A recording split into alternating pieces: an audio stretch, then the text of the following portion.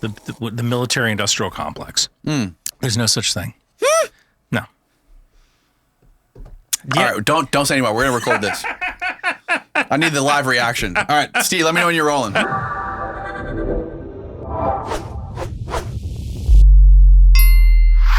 Ryan McBeth, ladies and gentlemen, big fan of your YouTube channel. I love all the stuff that you're doing with the intel analyzing and the military analyzing, and the way you do it in such a comical way is beautiful, man. Thank you so much for having me on the show, Danny. I got to tell you, I had a number of people reach out to me. I swear to God, you got some of the best fans in the business.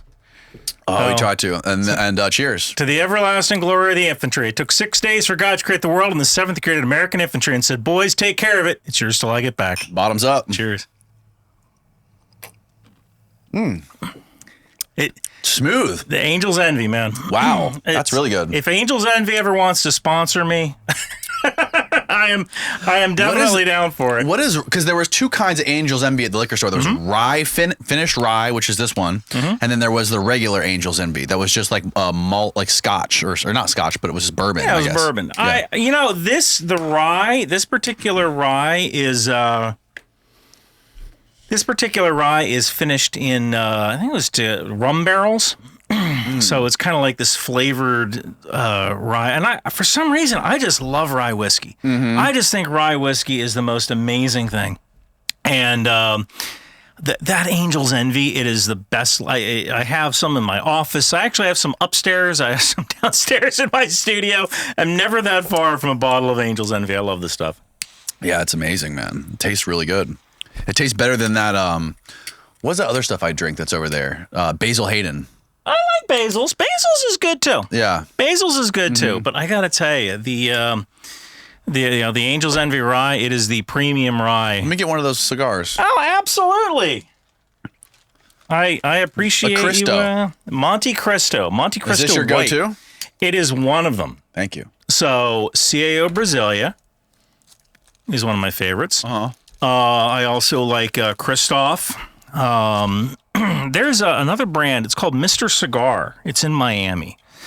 And, when I was on the Destiny podcast, I had a couple of hours to kill before the show. And, I went to downtown Miami, found some cigar places. Oh, yeah. And, my God, there's one place called Mr. Cigar, and they sold a special kind of cigar called a Lancero.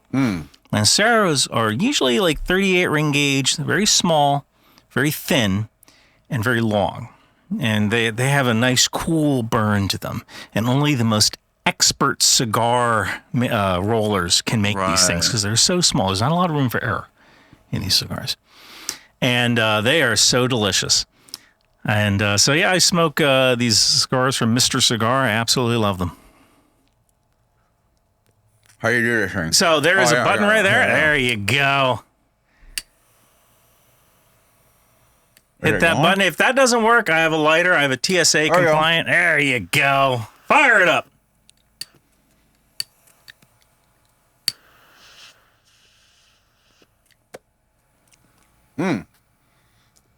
Good. Steve, you might have to crack that door and turn that thing on, bro. I'm about 5 minutes from getting evicted.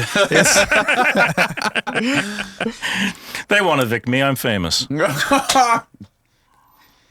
So how did you go from being in the military to creating all of this entertainment and informational stuff that you're putting on YouTube? Yeah, that is absolutely insane. I was a software engineer. I was working for Accenture, and one of the things that I did there was I would interview people, like interview them for work, right? So I interviewed this guy, and this guy, like I could tell he knew what he was talking about, but he just had trouble communicating what he was saying, and it was one of those things where, it was a panel interview, and if two guys don't like him and one guy does, guess what? That guy isn't getting hired. And like I couldn't go to bat for him. Couldn't convince these guys like, hey, we need this guy around. So I started making YouTube videos to help socially awkward programmers be able to answer interview questions. about software programming. I did that for about a year. I think I had about 5,000 subscribers. I was doing okay. Mm-hmm. And then the war in Ukraine happens. I make 2 videos. I make one video about cybersecurity and why we haven't seen any cyber attacks in Ukraine. I make a second video on why Russian tank turrets pop off of their hulls. And all of a sudden, I go from 50,000 subscribers to over 100,000. This all happened since the Ukraine war kicked off. Since Ukraine. No. Wow, man. And I think a lot of it is that That's impressive. There's nobody that can explain what's going on at the level that a lot of people can understand. You know, my old boss, Major Adam Kraft, I have him on my YouTube channel every once in a while. Mm-hmm. Major Kraft, he called me Neil deGrasse Tyson for open source intelligence. Mm-hmm. And, you know, whenever there's a rocket launch or a new satellite, they bring out Neil deGrasse Tyson onto the news, right? Mm-hmm. Neil deGrasse Tyson goes, well, this rocket is able to allow us to see beyond the stars, you know? And now we feel like we know we're talking, and we can go to a party and we can say, yeah, this new satellite, we can see beyond the stars now, mm-hmm. right?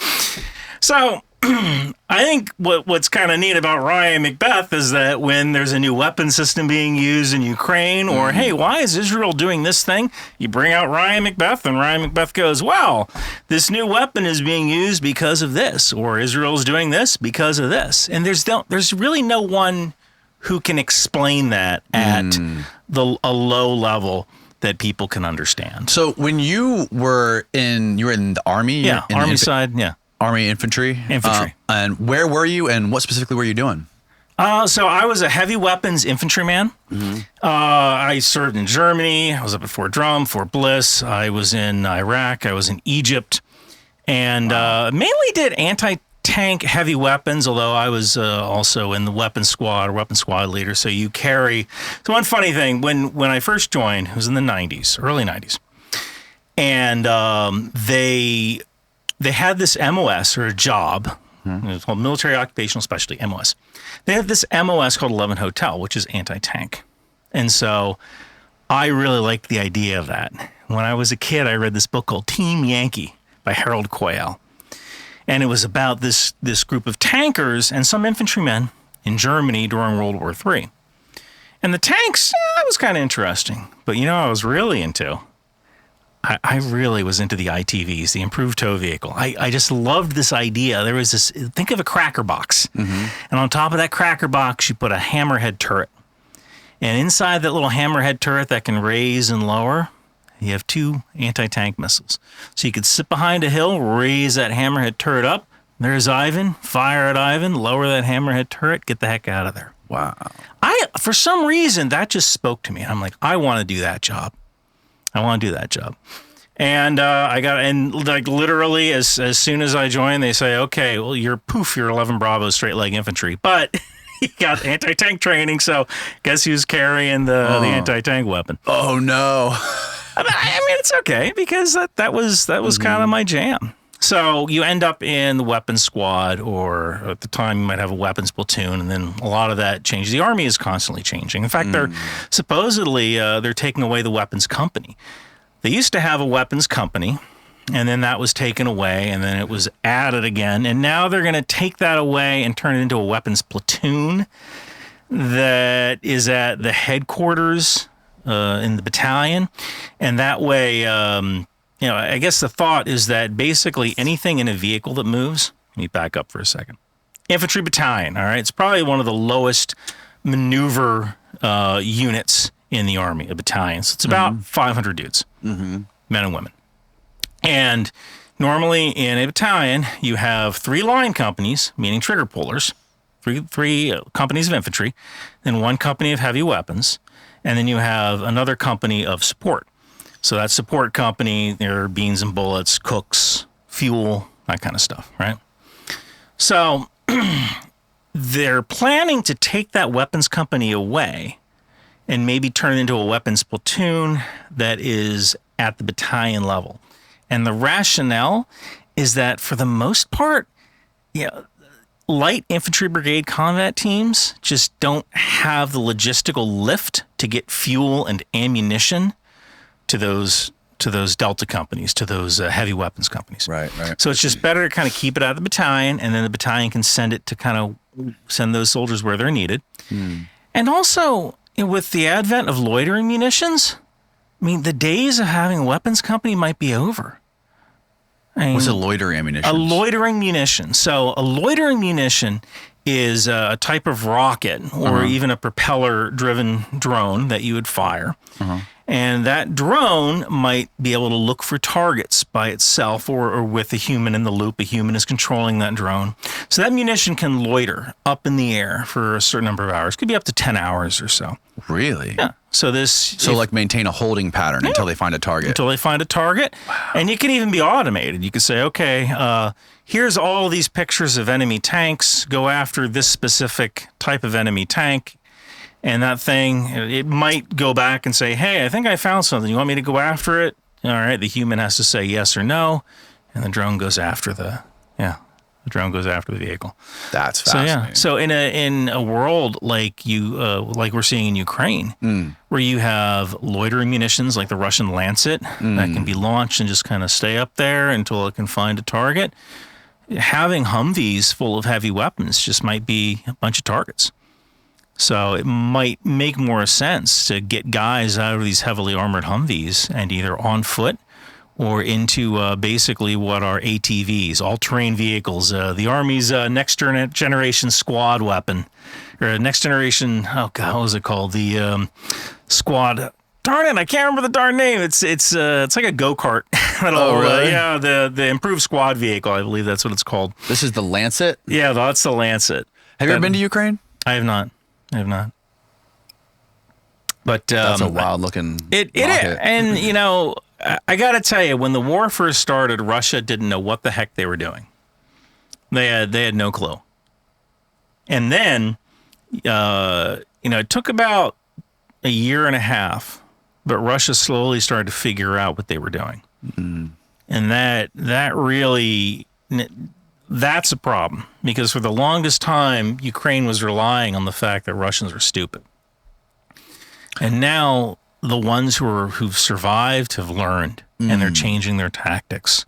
Why do you think that is? When in the beginning of the conflict, it seemed like Russia couldn't maintain a foothold, and it seems like, or I know, in fact, Ukraine did have a lot of strategic victories. In fact, I believe in like November of like 8 months after the war kicked off, right? I think one of the big U.S. generals came out and said, we just had a really big strategic victory over Russia. We have them on their heels, and now would be the best time to pursue peace talks. And I think the White House told him to F off. Yeah. I actually don't know anything about that. When it comes to the political side of conflict, talk to Peter Zion. He knows what. I'm serious. That there is a reason why Peter exists, and there's a reason why Ryan McBeth exists. And so you don't look at the more. You don't really pay much attention to the politics of it. You more look at like the strategy, military strategy, and weapons. Mainly the military strategy and weapons. There's plenty of people who are talking politics, and most of them are wrong.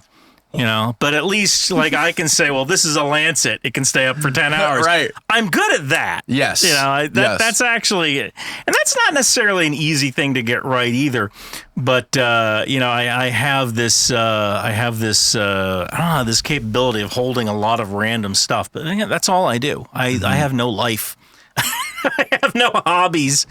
Like, this is literally, I run. I know it doesn't look it, but I do run. You ride bikes too, don't you? I do triathlon. I haven't done a triathlon in a little while. I keep getting hurt. Yeah, I heard your story about your arm. My arm, yeah. My arm was cut off. And man. Yeah, that wasn't, I get that. Like, oh, you were in the Army, you were in Iraq when that happened? You lost your arm? No, I was on a bike ride and I hit a pole. I was going about 18 miles an hour. So, it wasn't totally off. It was still hanging off by noodles. Oh, my I'm not a doctor. God. I can't identify Noodles. that. Yeah, where were you? Just by your house? No, I was in Odenton, Maryland. I was far out on this like rail trail, like this back trail, like back path, and couldn't get a cell phone signal. And I later found that even if you don't have any bars, you can still call 911. Didn't know that at the time. I know that now. So but you even when I did crashed, call, I crashed. severed your arm. Yeah. And then how did you not bleed out in like 5 minutes? I have a bike kit. And inside my bike kit, I had a. So I'm sure you've heard the story of never give up the will to live. Oh yeah. That was during your training. Yeah, I had this drill sergeant Ricks, and I swear, like this guy, like when I became an instructor, I thought, man, I want to get like an operation to change my vocal cords so I can talk like this. Okay, Poppets, today we're gonna play a little game I likes to call Kill the Poppet. So. I remember I crashed, and I was thinking, like, my old drill sergeant, he said, never give up the will to live. And I had a bike jacket, put that around my arm. I had a wrench. I figured I got 15 seconds until you pass out. Until I pass out. Got the bike jacket on, kind of made a tourniquet out of the bike wrench and the jacket. They don't tell you how much it hurts. The tourniquet. Yeah, that's not something they cover in the training part. It couldn't hurt worse than the arm dangling. I wasn't really feeling that. Really? Yeah. Shock, huh?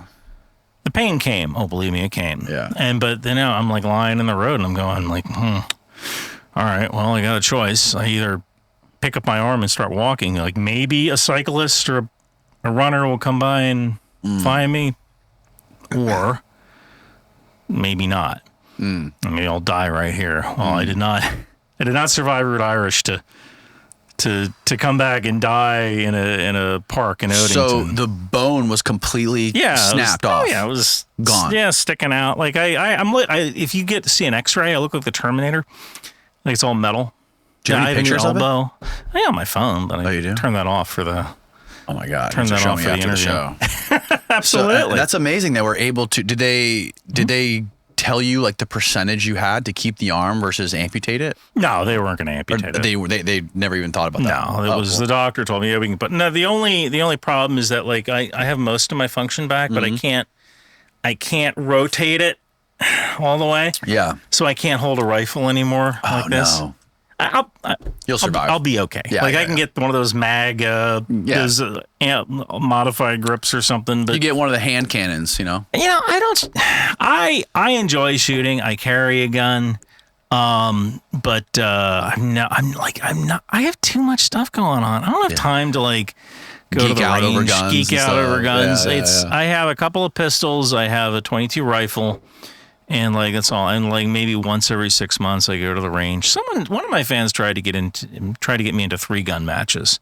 What's a 3-gun match? So a 3-gun is where you shoot your pistol, a rifle, and a shotgun. Like I guess at different stations, like John Wick. John Wick 2, and he's in that underground, transitioning from each. Do you go through like an obstacle course, like shoot targets? You can. Yeah. And so you can do. There are these 3-gun matches. And, I thought about it, but I'm like, what's crazy is to do what I do, and I'm not even kidding about this. I work between 13 and 16 hours a day. I saw one of your videos the other day. I think it was the one about Annie's nuclear war book. Mm-hmm. You were sitting in the airport making a video. People are walking behind you like, what the f*** is this guy doing? Yeah, you were locked in, man. I'm always working. Like, and in fact, that's one of the reasons I started doing videos in my bathrobe. Well, there's two reasons for that. The first was that at the time I was still working for Accenture, so I kind of got famous for being that guy in his bathrobe, right? And I'm usually smoking, yeah. And I did that at first because I was working for Accenture, and usually like the only time I could get a video out was early in the morning because I had to do my video and I had to work out and I had to go into work. Mm-hmm. But when the other thing is that if I look like a crazy person or I'm unshaved, I'm wearing a bathrobe, my hair's all messed up, I'm smoking. If I look like a crazy person, like a degenerate, but I'm giving good information, what can the Russians say about me? You don't listen to him, he's crazy. Yeah. What can they say? Look at this loser who's in a bathrobe drinking whiskey. Yeah, look at him.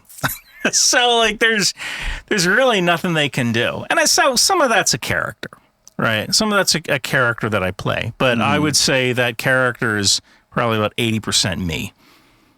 It really is. It's hilarious, man. I love it. I'm a huge fan. I love when you do the bits where you're talking to yourself and like different characters. Yeah. I think it was one you had where you were like working out and you're like, hey brain, I need an idea for a video. And then had yourself in the robe with the cigarette. I started doing that after there was one of my videos where it was just like I was so serious and like I was just so done. Yeah. Right. Like, I hate when people take themselves too seriously, man.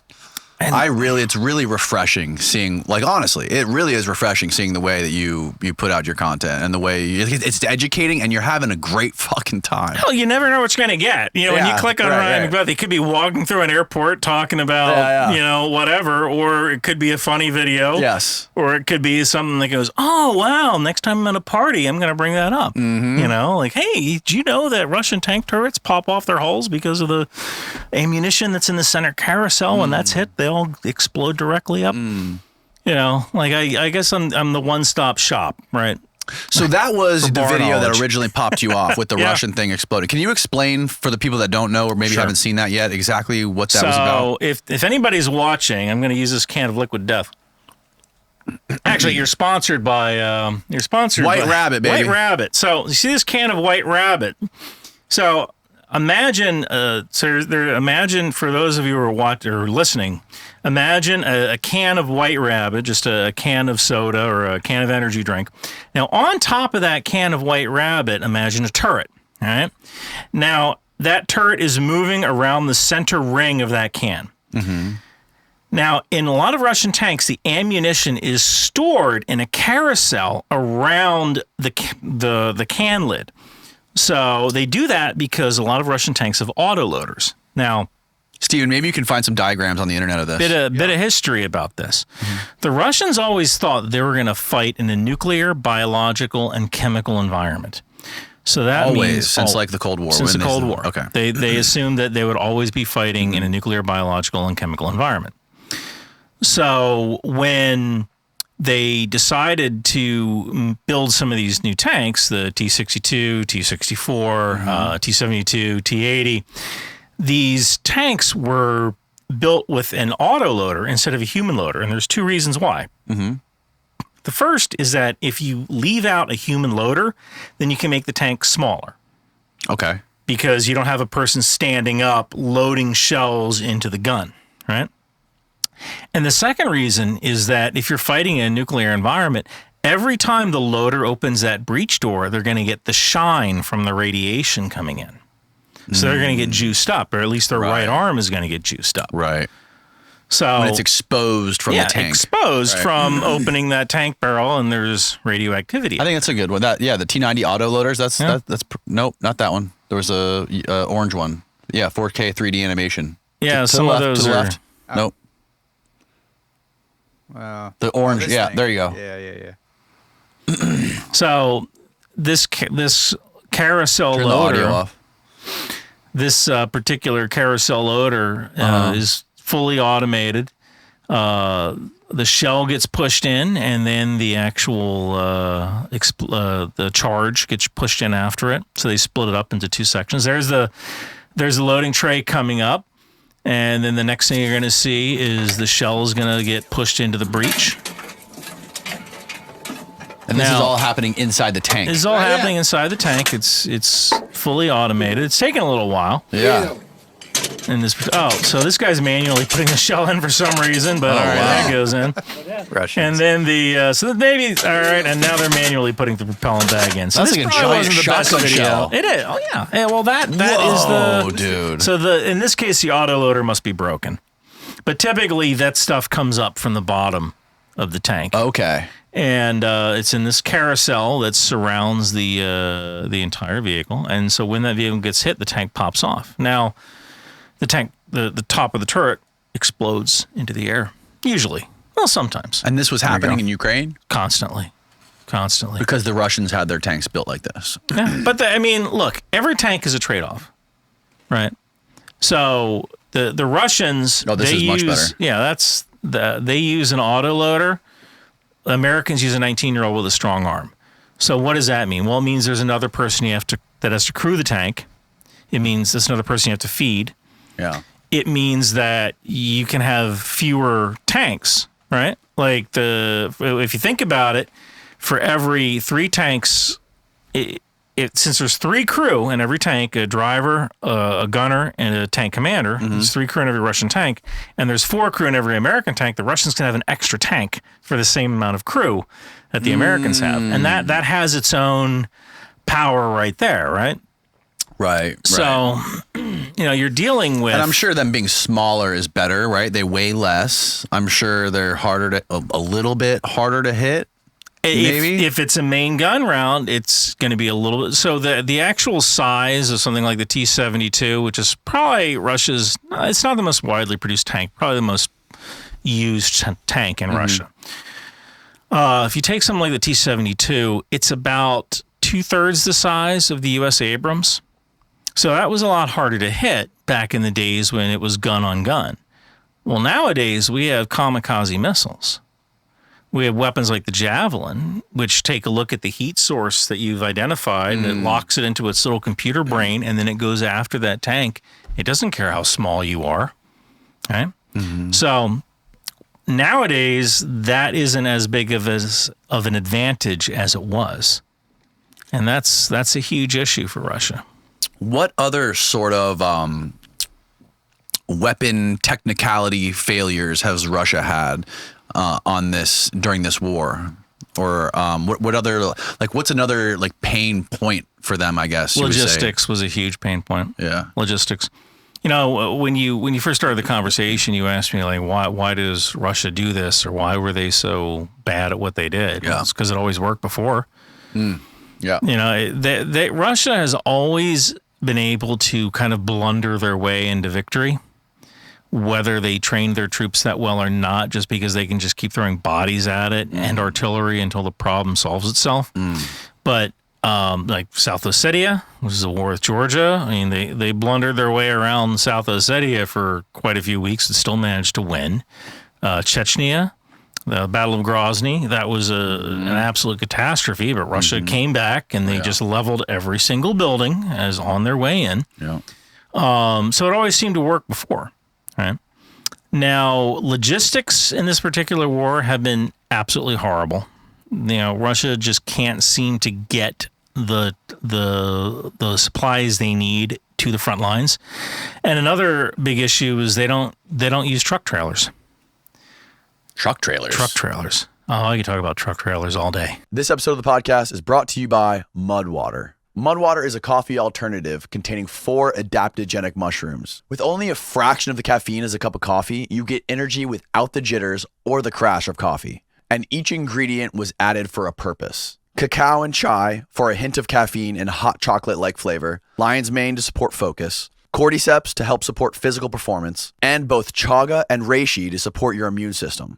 What I really love about Mudwater is that it tastes great, and they took their time to find all the perfect ingredients to develop a product that helps you feel better every single day. Mudwater donates monthly to psychedelic research and treatments, as they believe the country is in a mental health epidemic and sees psychedelics as useful tools for individuals with depression, PTSD, anxiety, and other mental health experiences. So get 15% off and a free frother by using my link below, mudwater.com/Danny, and use the code Danny at checkout to get 15% off. That's mudwtr.com/Danny, and use the promo code Danny at checkout to get 15% off. It's linked below. Now back to the show. What kind of truck trailers are we talking about? So for their military, in truck trailer, like the kind of trailer that Like a might go flatbed? on, like a flatbed trailer or an additional trailer that can go on a military truck. Okay. So if you look at an American truck like an LMTV, light medium tactical vehicle, right, or FM, family medium tactical vehicle, family medium tactical vehicles.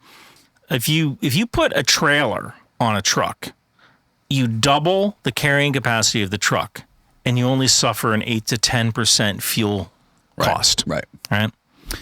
Well, in Russia,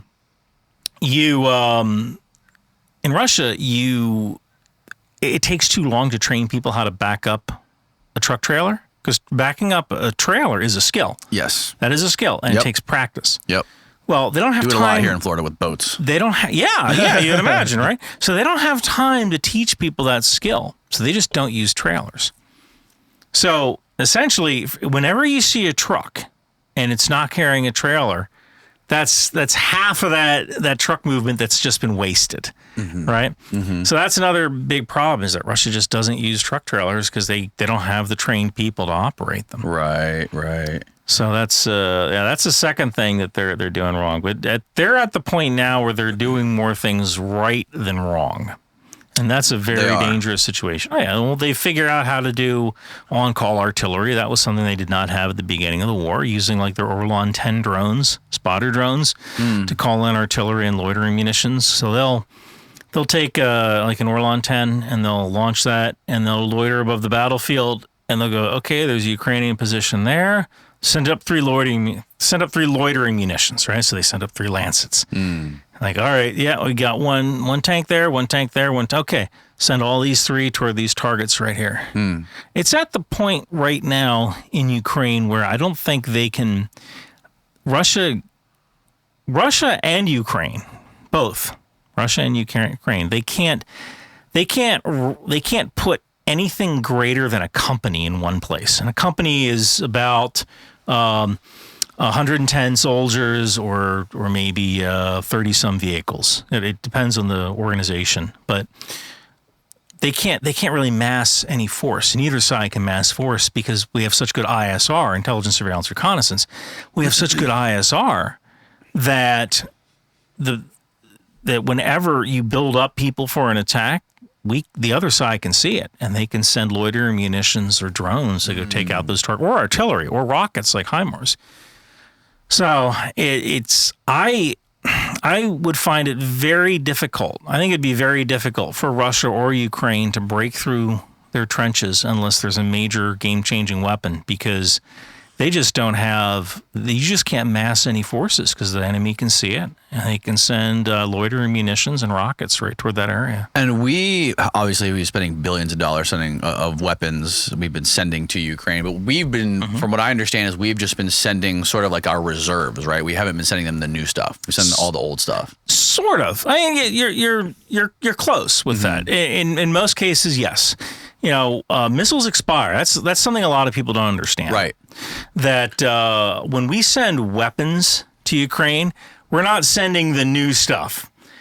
Our stuff expires, and we have to send it back to Raytheon, and they have to open it up in an all-nitrogen. So we have 2 choices when a missile's the fuel is about to expire. We can shoot it, which is great if we have days on the training calendar to do that, or we can send it back to Raytheon. Well, now we have a third option. Third option is send it to Ukraine, let Ukraine shoot it at the Russians. and I'm serious, everybody wins except the Russians. We get to get rid of these missiles, which are going to cost money to remove, or to remove from the inventory, to demill, we call it. We're going to get telemetry data, like data on how these weapon systems perform. So that information comes right back to us. And then American jobs are used to create these new missiles. Yes, exactly. So like everybody wins. We have and that which improves our GDP, and everybody, everybody wins. The military industrial complex wins. So well, I don't believe in the military industrial complex, but what do you mean you don't believe in it? All right. So do you know how much money how much money Lockheed Martin made in 2023? I have no clue, but if I was to guess, what is the name of your fact checker? Steve. I don't know if Steve with a PH. Steve with a PH. So Steve with a PH can probably look this up real quick. But I'm going to do this from memory. So Lockheed Martin made $8.7 billion last year. Am I right? That's it? I thought it would be more. Lockheed Martin, I think it was $8.7 billion for their total profit, their earnings. Click. Now you can just Google it. You don't have to go to images. I'm sure it's just right on Google. Oh, no, you just had it.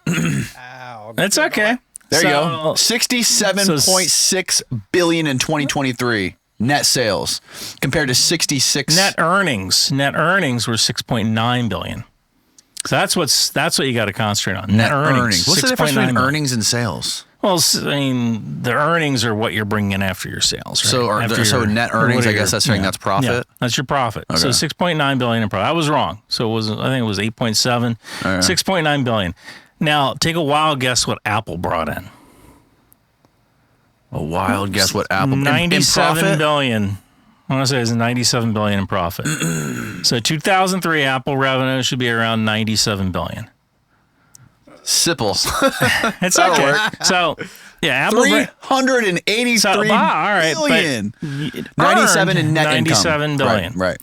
So now, I want you to imagine that you're a congressman, and there's two guys sitting in your lobby, okay? And one guy is from Apple. They both got briefcases full of money. One guy's from Apple. One guy's from Lockheed Martin. Mm-hmm. Who are you asking into your office first? Apple. Yeah. Yeah, there's no military-industrial complex. I bet if you look up Pfizer, I don't know what the numbers are for Pfizer or for pharmaceutical companies. Yeah, but what about who's the Mike Turner, I believe, the guy who is the Ohio congressman. Mm-hmm. He was the guy. There was all these. I don't know if you heard about the recent like UAP hearings that were happening, and they were trying to disclose. There was a bill, and in there was like this disclosure bill or whatever, where I think it was Battelle Memorial Institute and Wright-Patterson Air Force Base, and a bunch of the aerospace corporations that were based in Ohio were supposed to divulge all this secret information and divulge all their classified documents. And this guy was the only guy who was stopping that bill from going through, and he was the representative of that district where those companies were based. And obviously there was like those companies were lobbying for it. And I mean, you can't deny that there's like a ton of influence with these military contractors in the United States. Right? So one thing that they do bring to the table is they do bring high-tech jobs. I think it's about 2 million Americans work in aerospace, roughly. So roughly about 2 million. But how many realtors are there? How many nurses are there? How many teachers are there? Right. So, look, maybe back in the 50s or so, I think Eisenhower gave his military-industrial complex speech. I think it was in 1961 where he gave that speech, where he warned about the military-industrial complex. Now, maybe back then when you had multiple defense contractors, now I think you basically have 5. Okay, well, there's one Apple. Can you look up total revenue for... What are the big 5? It's Lockheed, Boeing, Raytheon, Northrop Grumman, McDonnell Douglas. Is it like a name? Big 5? Just top 5 defense contractors. You could probably say top 5 defense contractors revenue for 2023. So Lockheed Martin was 63, and now we're looking at. I'm sure this is like gross, right? Yeah. Gross revenue 63 million. RTX was 39 billion. Northrop Grumman was 32 billion. Show more rows. And if you look at our budget, so I believe our budget is roughly. Oh God! Go! You're going too fast. There you go. 30 billion for Boeing. General Dynamics 30 billion. So if you add these up, they're going to be, I mean, we spread them out. We don't just do one contractor. It depends on what you're buying. Like, find me a radio that isn't from L3 Harris. That's that they manufacture essentially all the radios. Right. And what about the those new nuclear submarines that they're doing? Well, they're the Columbia class submarine. Class? Yeah, Google that. The new Columbia class nuclear submarines price, and who is producing those. $9 billion per unit. The planned Columbia-class submarine is drawn in 2019 by Naval Sea Systems Command. Cost is $109.8 billion for 12 boats, projected in 2021, and $9.15 billion per unit and they're building them now. Oh, here we go. They're also going to last for about 30, 40 years. So they replaced the Ohio class nuclear submarines. Yeah. But that's crazy money. And why do we need more of these nuclear submarines? I'll tell you why. Because for every nuclear submarine you see, there's 2 you don't see. Right. Because for every nuclear submarine that's out at sea, one is going through training and one is going through refit at depot. So you don't need 1 nuclear submarine, you need 3. Right. If there's an accident or something like that, then you need to shuffle things around. Right. So whenever you see a nuclear submarine, you always have to think in 3s. Really, that's the case for almost any piece of military equipment, or at least any ship. We have, I think we have 11 aircraft carriers right now, and 3 are on patrol. There's the Eisenhower in the Gerald R. Ford in the Mediterranean, I believe. There's the Eisenhower in the Red Sea, and the Ronald Reagan is in Japan right now. Yeah. Wow. I believe. Yeah. And there's a couple of amphibious landing ships that are also around. Yeah. It's interesting to me how, in the media, if you just pay attention to the headlines, the daily headlines of the people that are the most outspoken against these wars, right? Like the Russia-Ukraine war, or even if it's funding the, Israel-Hamas war, they're not talking about like those submarines that we're spending $10 billion a piece on. Yeah. How many are we buying? I don't know how many Columbia class. I don't know how many of the boomers, the Ohio class boomers we have, but it's probably around 12, maybe 20. I think maybe we have 20. So you think we only have 20? I think it's around that number, probably 20. How 21. many Ohio class nuclear subs does the U.S. have? So I saw this in Annie's new book, that nuclear war book.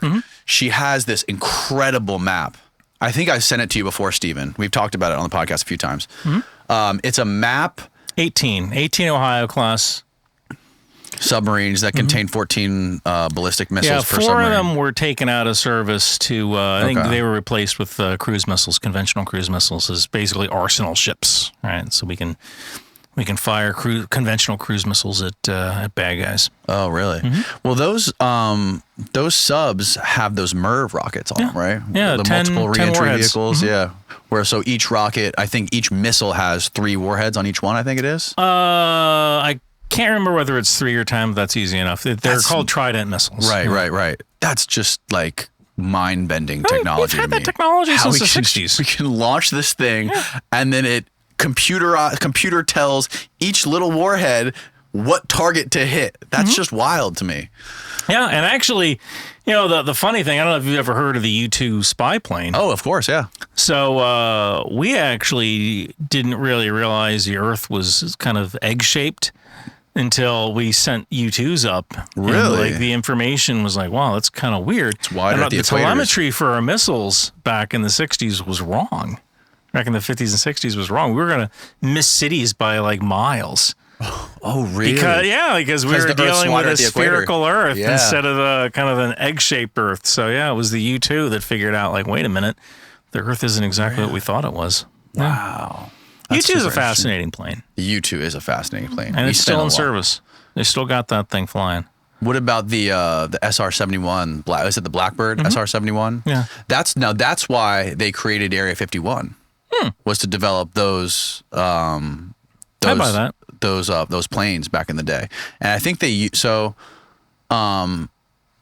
no, that was the U-2. So it was first, I think the U-2 was why they actually created Area 51 to develop that U-2, and then the SR-71 came after that. Now, have you heard of the Glomar Explorer?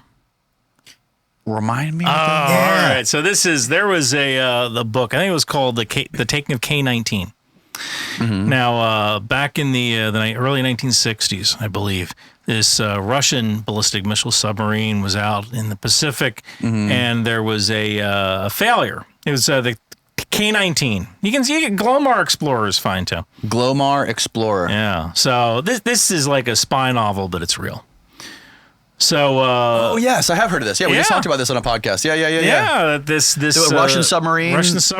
went down, and they're like, we think we know where it is, and so the government went to Howard Hughes and said, will you come up with a fake ship that you're going to mine for manganese nodes, which is something crazy that Howard Hughes would do, right? Right.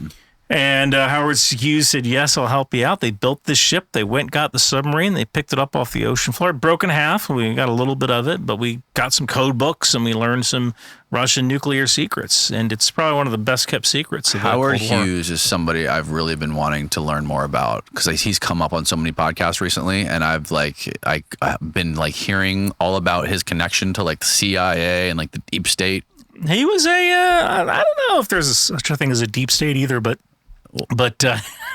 I've worked for the government. If they knew what they were doing, I would be. I can't even get a timesheet processed correctly. I don't really envision there's people behind the scenes pulling the strings. Why don't you pull the strings on my freaking timesheet? While we're at it, you used the wrong charge code. You should have did .003 instead of .002. I got to resubmit this damn timesheet. I don't know. The Howard Hughes is a fascinating guy. I guess if you got Elon Musk on the show, it'd pretty much be the same thing. I'm pretty sure. Yeah, it would. Yeah. Howard Hughes is basically Elon Musk, right? Or Elon Musk is Howard Hughes. Yeah, you're right about that. The centric guys who are good at a great many things, right? Who've excelled in multi disciplines, right? That's a pretty fascinating thing as well. I mean, Howard Hughes raced planes. He did movies. He owned a defense contractor, and I'm sure there are other things that I'm not even aware of. I had this guy on the show a few months ago by the name of Danny Sheehan. He's a famous. Have you heard of him? Famous lawyer. He was a part of. He litigated the Pentagon Papers case, Iran Contra, and Watergate. He's part of the Watergate investigation. And he was blowing my mind with some stuff about Howard Hughes, explaining how Howard Hughes was really close with Nixon before Nixon was president. He is the one who basically convinced Nixon to set up the assassination teams to take out Castro. The communist dictator of the Cuba. anti-communist Cubans, exiles, to assassinate Castro. And those guys originally were the same guys they used for the Watergate burglary. Oh, that's interesting. And it's somehow Howard Hughes is just tied into all these crazy conspiracies, man. Yeah, Bacardi actually had a hand in that as well. The Bacardi Rum Company. The Bacardi Rum Company tried buying, I think it was a B-25 bomber, and several bombs from a Central American country to attack power plants. And, really? Yeah, to attack power. There's a whole book about that, how Bacardi tried to participate in taking back Cuba. Have you seen that? I don't know if they still have it. They might have decommissioned it, but they created this barge that floated out in the Pacific that had this giant radar ball on it. You know what I'm talking about? It's for intercepting or looking at missiles. It's probably one of the largest objects I think we ever created. Yeah. Radar ball and barge in the Pacific. Yeah, it's X-band radar. X-band, yeah. Look at this thing is insane looking. Yeah. Look at that. Yeah. It's like a football stadium boat. It's like something from Contact. Remember that movie? Yeah, it is like something from Contact, huh? Jeez. Yeah, I mean it's definitely an interesting machine and highly necessary for the defense of the country. SBIRS, which is the space-based infrared system, that can't do everything, right? Right. So once a missile goes out of boost phase, if bad guys are shooting missiles at us, once that missile goes out of boost phase, it's kind of coasting, right? So we kind of need to know where that is, and that's kind of where the radar comes in. So SBIRS is space-based infrared system. There's constellation. There's satellites that basically are flying all around the globe, right? I think there's 4 of them, and they're far out. They're, I want to say 200,000 miles out, something like that, in geostationary orbit. So they're looking down at 200,000 miles is far. It's far. That's Yeah. far. That's my, if I remember correctly, again, I'm doing all this from memory. That's the funny thing. Like, I remember when I used to listen to podcasts, I'd go, whoa, you're wrong about this. And now I'm on podcasts and I got to pull this fact out of the two brain cells, rub two brain cells together. That's One the of them is nature of drunk. podcast. Exactly, man. Yeah, That's just the nature of podcasts. You're always going to, we're just talking, right? We're not, I mean, we're trying our best to fact check stuff with Steve over here, but, so the space station, I believe, is closer than SBIRS. Oh yeah, space station is kissing the atmosphere. Right. But SBIRS is way up there, and that's how we can identify rockets being launched. So when the Houthis decide to toss rockets, we can see the launch We can see the ignition signatures. or the fire coming out the back for of the things rocket. other than like if we're talking about like a Shahed drone, that's a little bit tougher. That's a lawnmower engine, right? You're not detecting that on SBIRS. That's basically you take a lawnmower engine, you put it on a hobby drone with a 20 kilogram warhead. Yeah. Toss that at a ship. It's a really cheap solution. I think the Shahed costs about $20,000, maybe $200,000. I might be off by a zero, but not a lot. Not a lot for the chaos that it causes. When you were in the Army, did you guys ever have to use SBIRS technology? No, that's not even. SBIRS is a relatively new constellation. Okay. So it wasn't. That's Lockheed made that, right? Yeah, it's a Lockheed Martin satellite. As Ryan McBeth infantry grunt, no, you're not getting satellite footage. That's just. It's not like Call of Duty where if I get 5 headshots, I get a satellite. No, it doesn't work that way. I would have been happy with extra chow. Or like hot chow, maybe, right? A bologna sandwich. A shower, right? Yeah. No, that's nothing like that. I'm sure special forces guys, they have access to immediate satellite feeds and things like that. And actually, Cheyenne Mountain Complex. There is a tool called BFT, Blue Force Tracker. That was technology that we had during Iraq, and BFT saved a lot of lives and was a really useful piece of technology. It's also called FBCB2, or like Force Battle Brigade and Below something 2000. FBCB2. This piece of software was in many vehicles and was essentially a moving map display plus a text messaging display. So you could use that to chat and be like, "Hey, I'm in this area over here." You also had a GPS receiver which sent up your location, so everybody knew where you were. You knew where everybody else was. And FBCB2, it saved. Yeah, there's a little computer terminal, and it's in your vehicle, and you can type up messages. You can do operations orders on it. There's a newer version of FBCB2, and I can't seem to remember the name of it. But yeah, we had that tech 20 years ago, and it's really useful because it lets everybody know where you are. Sometimes it doesn't work. Like sometimes you're out on the road and you get a call like, "Hey, Boardwalk 37, where are you? You haven't left the yard yet." I'm on Michigan. What are you talking about? Yeah, and your software just hadn't updated, Right. So sometimes that happens as well. But what's the wildest, most exotic weapon technology you've ever been aware of? Oh boy. Wildest, most exotic weapon technology that I have ever been aware of. Or, that you know about. That's, probably the wildest weapon is a Marine and his rifle. I'm not, maybe it's not exotic, but I gotta tell you, the Marines, I've shot in the Marine Corps course of fire before, and Marines are some stone cold killers. This episode of the podcast is brought to you by Bubs. Bubs Naturals is a badass company that has collagen, peptides, it has coffee creamer, has coffee electrolytes, and they are amazing because they are a tribute company to a Navy SEAL and former CIA contractor Glenn Bubs Doherty, who died defending American freedom in Benghazi, Libya. Again, there is obviously no shortage of collagen products available on the internet, but I support Bubs because it is not only a superior product, but they support American veterans by donating 10% of all their proceeds to veteran organizations and 100% of their proceeds on Veterans Day. Bubs collagen peptide packets are easy to use as a daily supplement. I keep them in my truck and I drink them on the way to the gym. It's flavorless, easy to mix nature. It makes it easy to mix into anything. I prefer mixing it in coffee. You may not know, but after the age of 25, your natural production of collagen starts to fade, which can severely impact your skin. And an interesting thing about collagen is the more you supplement with it, the more your natural production increases. Since I started using it a few months ago, I've already noticed a huge improvement in my joint connective tissues, my skin elasticity, and the overall quality of my hair, believe it or not. You can support Bubs and this podcast by visiting bubsnaturals.com and using the code DJP at checkout for 20% off your first order. Again, that's bubsnaturals.com and use the promo code DJP at checkout for 20% off. It's linked below. Now back to the show. Shooting out to 500 yards. Yeah, in the Army, at 500 yards, we're still making coffee. Let us know when they get to 300. All right. Marine Corps course of fire is hard, and you're shooting standing, sitting, kneeling, doggy, missionary. Like, there's all these freaking positions you're shooting in. The Army changed their course of fire, so now you're actually shooting standing and kneeling and prone and so on. Yeah. But Marine Corps is they have a very difficult rifle qualification. Right.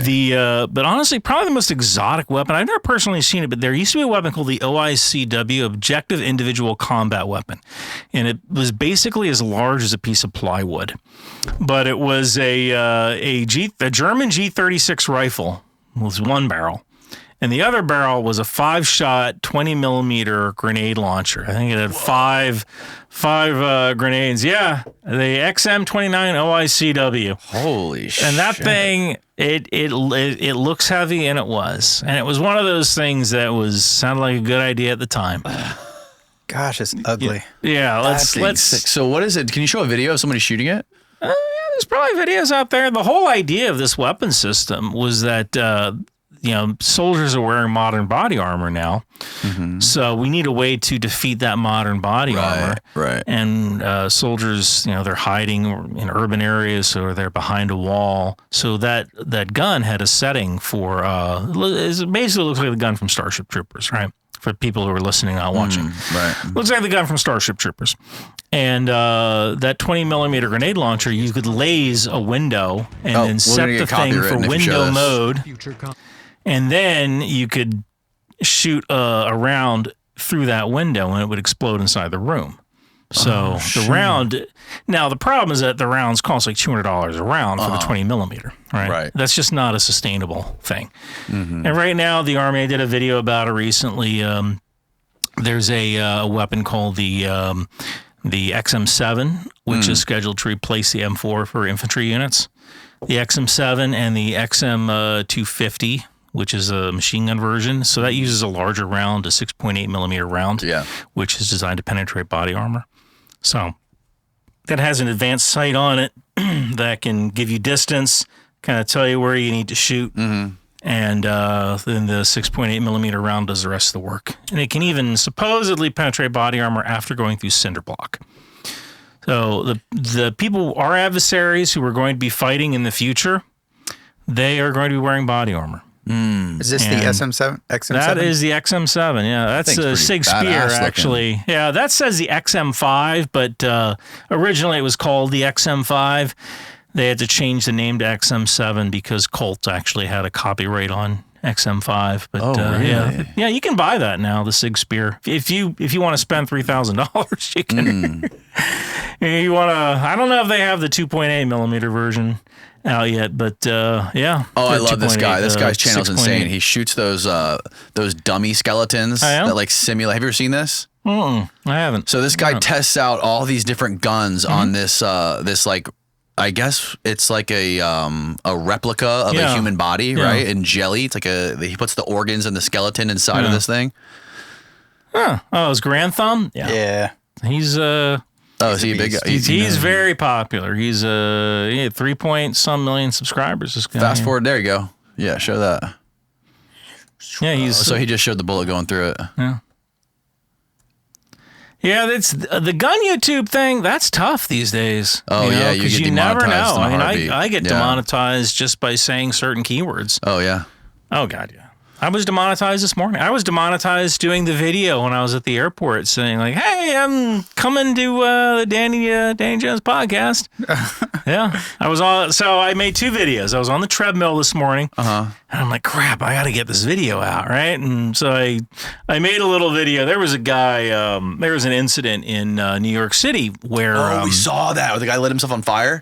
That's new. Oh, okay. That one's new. I wasn't referring to that, but there was a pro-Hamas protester who tried to shove and then punch a dude, like an Israeli dude, in New York City, and there were a number of people who were saying like, oh, if that guy had a gun, and I'm like, dude, if you had a gun, you shouldn't be there. I carry a gun.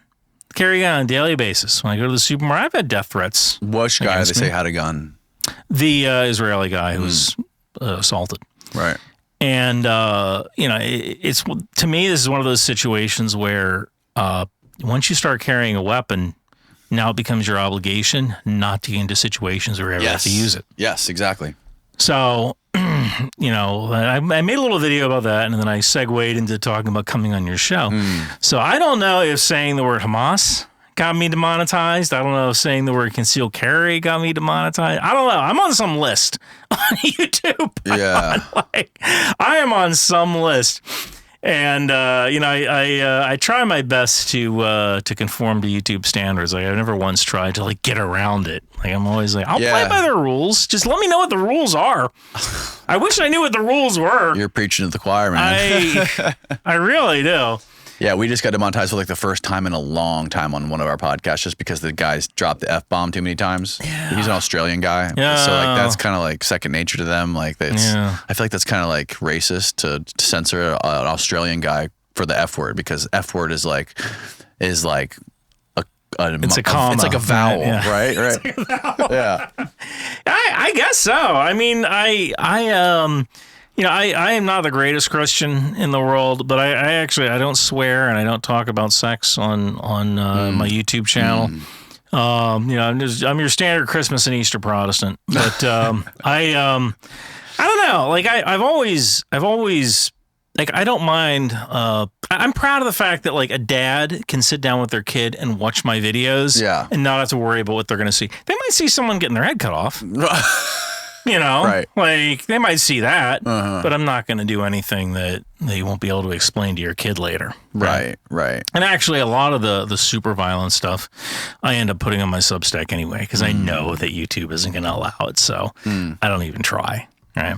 Yeah, man, it's really hard to navigate the internet and the media these days, especially with wars, because, there's so much marketing and so much propaganda from every single side involved. So it's the amount of work that goes into actually understanding what's really going on. Not only just like paying attention to the nuance, but paying attention to like the filters that are coming in from each side. Like Israel's saying this, Hamas is saying this, American leftists are saying this, American conservatives are saying this. Like it's a lot of work to really know what's going on. Well, I think even just 20 years ago, we had the internet, but we still watched the nightly news. Right? So essentially, everyone was getting their news from 3 sources, maybe 4. Right. ABC, NBC, CBS, CNN. Fox News is around then, too. So one of 5 sources. Pardon me. So I think nowadays that everyone can have their news hyper-targeted toward them. There may be things that you actually miss on both sides. And Ground News is one of my sponsors. Oh, really? I actually pay for Ground News myself. Really? Yeah. Yeah, that's a cool thing they got going over there. It's useful because there are some subjects that I would never see if it wasn't for Ground News. So yeah, they do a great job of like basically showing you who the sources are of each article and how accurate it could be, and if it's left leaning or if it's right leaning, and gives you a good 30,000 foot view of what's really going on. Absolutely. But there's also like there's censorship, man. There's big mainstream American publications that are very much propaganda. It's not just international propaganda, right? Like my friend, I don't know if you've ever heard of Jack Murphy. He has a podcast called the Team House Podcast. He was I might fuck this up, but Google Jack Murphy. I think he was a ranger, and he was in Syria and I believe Iraq for a long time. And after he left war, he created a podcast. Yeah, there. Well, let's read his bio, see what he really is. Yeah. He's in the manosphere. No, well, yeah, go back to his Wikipedia. I guess I'm in the uncleosphere. Oh, this is not him. Oh, Why does it say podcast? the manosphere. That's in- so- They had that wrong. Click that journalist on the right. See results about Jack Murphy journalist. Yeah, okay. There you go. There you go. Go down where it says about on the right. Yeah, he's a 8-year Army Special Operations veteran who served as a sniper and team leader in the 3rd Ranger Battalion, and as a sniper weapons sergeant on a military-free trial team or military-free fall fall team, team in the 5th Special Forces Group, growing up in New York. Okay, so yeah, He was a weapons guy too. Senior weapons sergeant. Yeah, dude, he's the man. He has a great podcast. You should talk to him on your podcast. That'd be cool. Or either or, you go on his podcast. I mean, I would go on his. I don't, Yeah. I don't have the podcast in the sense of like interviewing people. I don't think I'd be good at that. I'd want to do all the talking. That's okay. I'm really good at there's a like, lot of good explaining podcasters things who do a just lot of talk. talking. I don't know. I mean, I guess I do that now with my audience, right? My Yeah. audience sends me questions in and asks me questions, and I do these roundup videos. I think I'm up to 22 different roundups because I must get, I'm not even lying, I must get 100 emails a day. And it's just, Ryan, can you tell me why this is happening? Ryan, is this disinformation? Ryan, is this? Right. I mean, and that's in addition to like I don't want to say legitimate emails, but emails from like my agent or emails from, whatever, like, hey, we really want to work with you on this thing.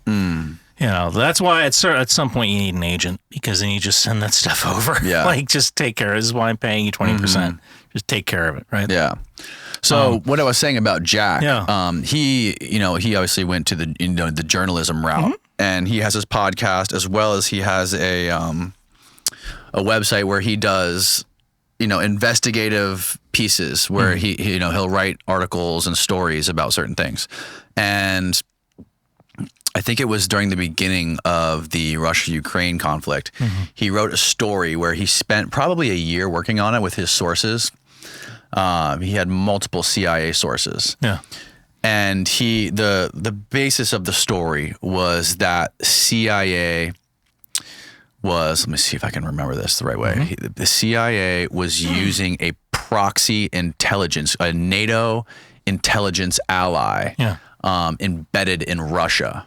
Okay. And to carry out a sabotage campaign on munitions warehouses and trains, basically, blowing up train tracks, blowing up ammunition depots and lighting them on fire and stuff like that.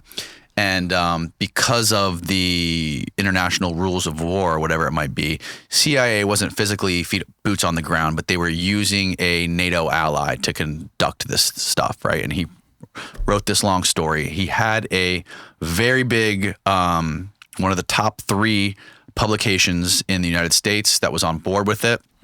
They were going back and forth with the editor from that publication for a long time. And the process is with those publications is right before you publish that thing, this specific news outlet had to get the green light from the deputy director of the CIA.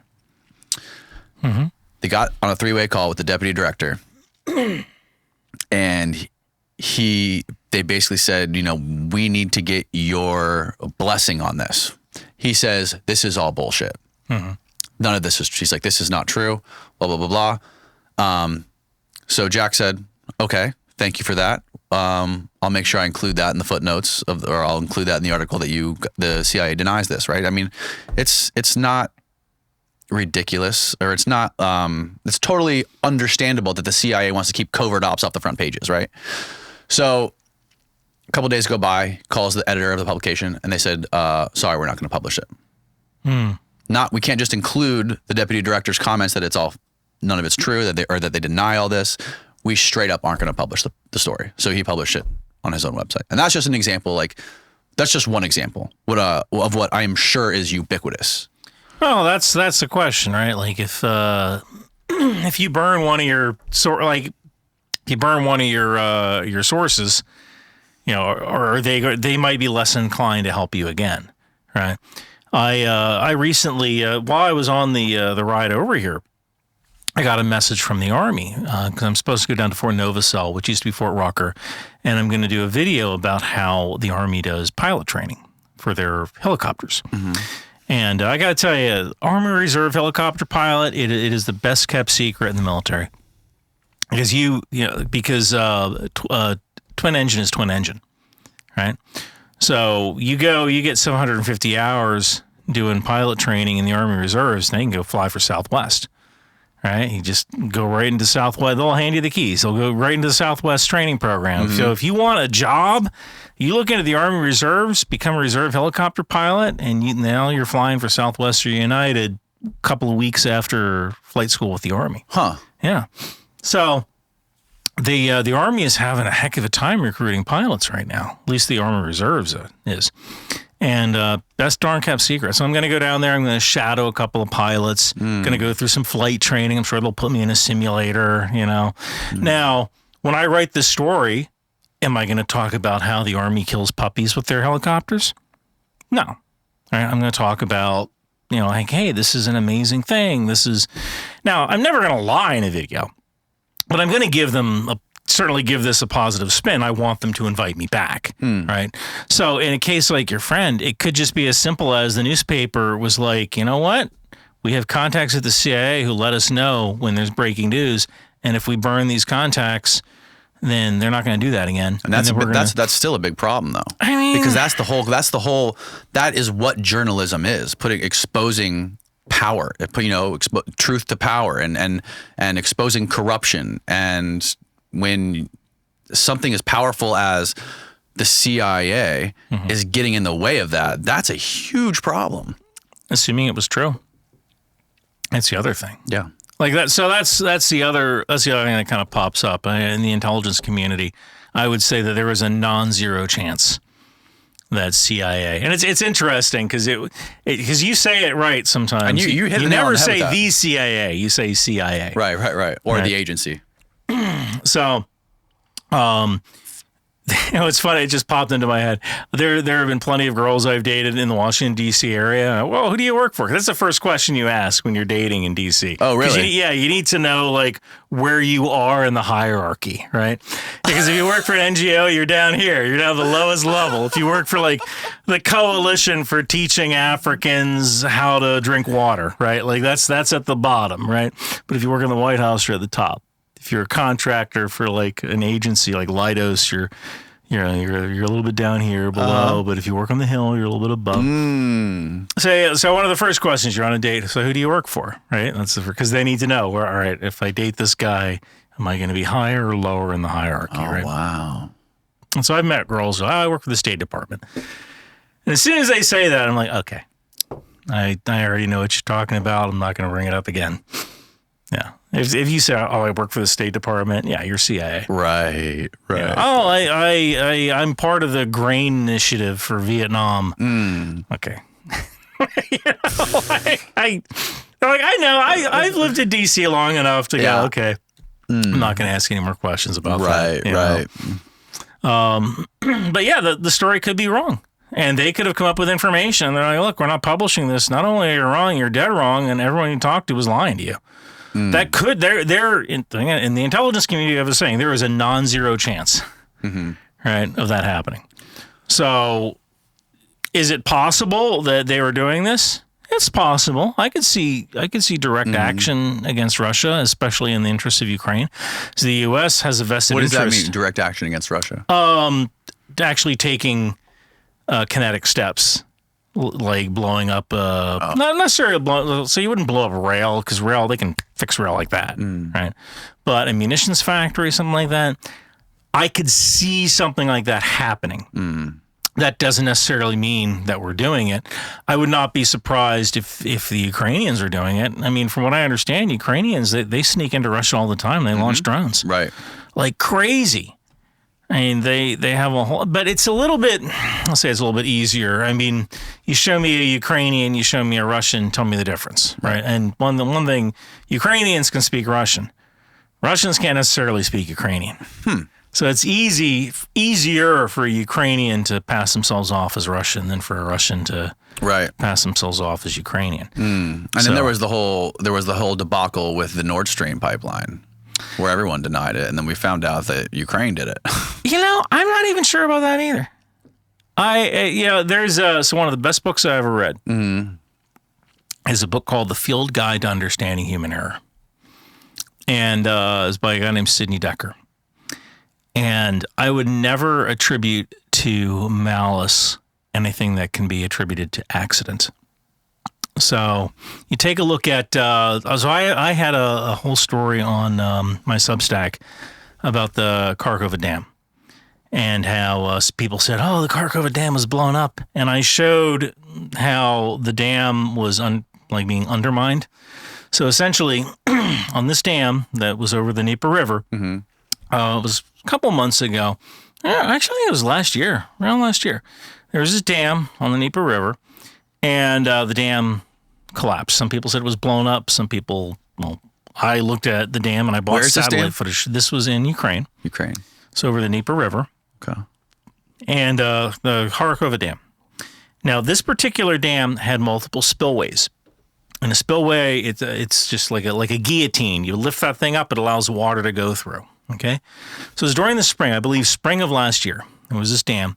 And the water was very high because it was the spring melt. And the far section of the road, this dam spans the Dnieper River. On the other side of the road, there are the Ukrainians. On the south side of the dam, the south side of the Dnieper River, are the Russians. North side of the Ukrainians. There's one section of the dam that had been blown up. It was like a roadway that had collapsed already. The Russians blew that up so the Ukrainians couldn't move across it. Now, what do you have on the other side of that dam? You have snipers. The Ukrainians have snipers. All right, they're watching that dam. So the only sluice gate, the only gate that the Russians who were at the dam were opening was ones on the south side of the dam.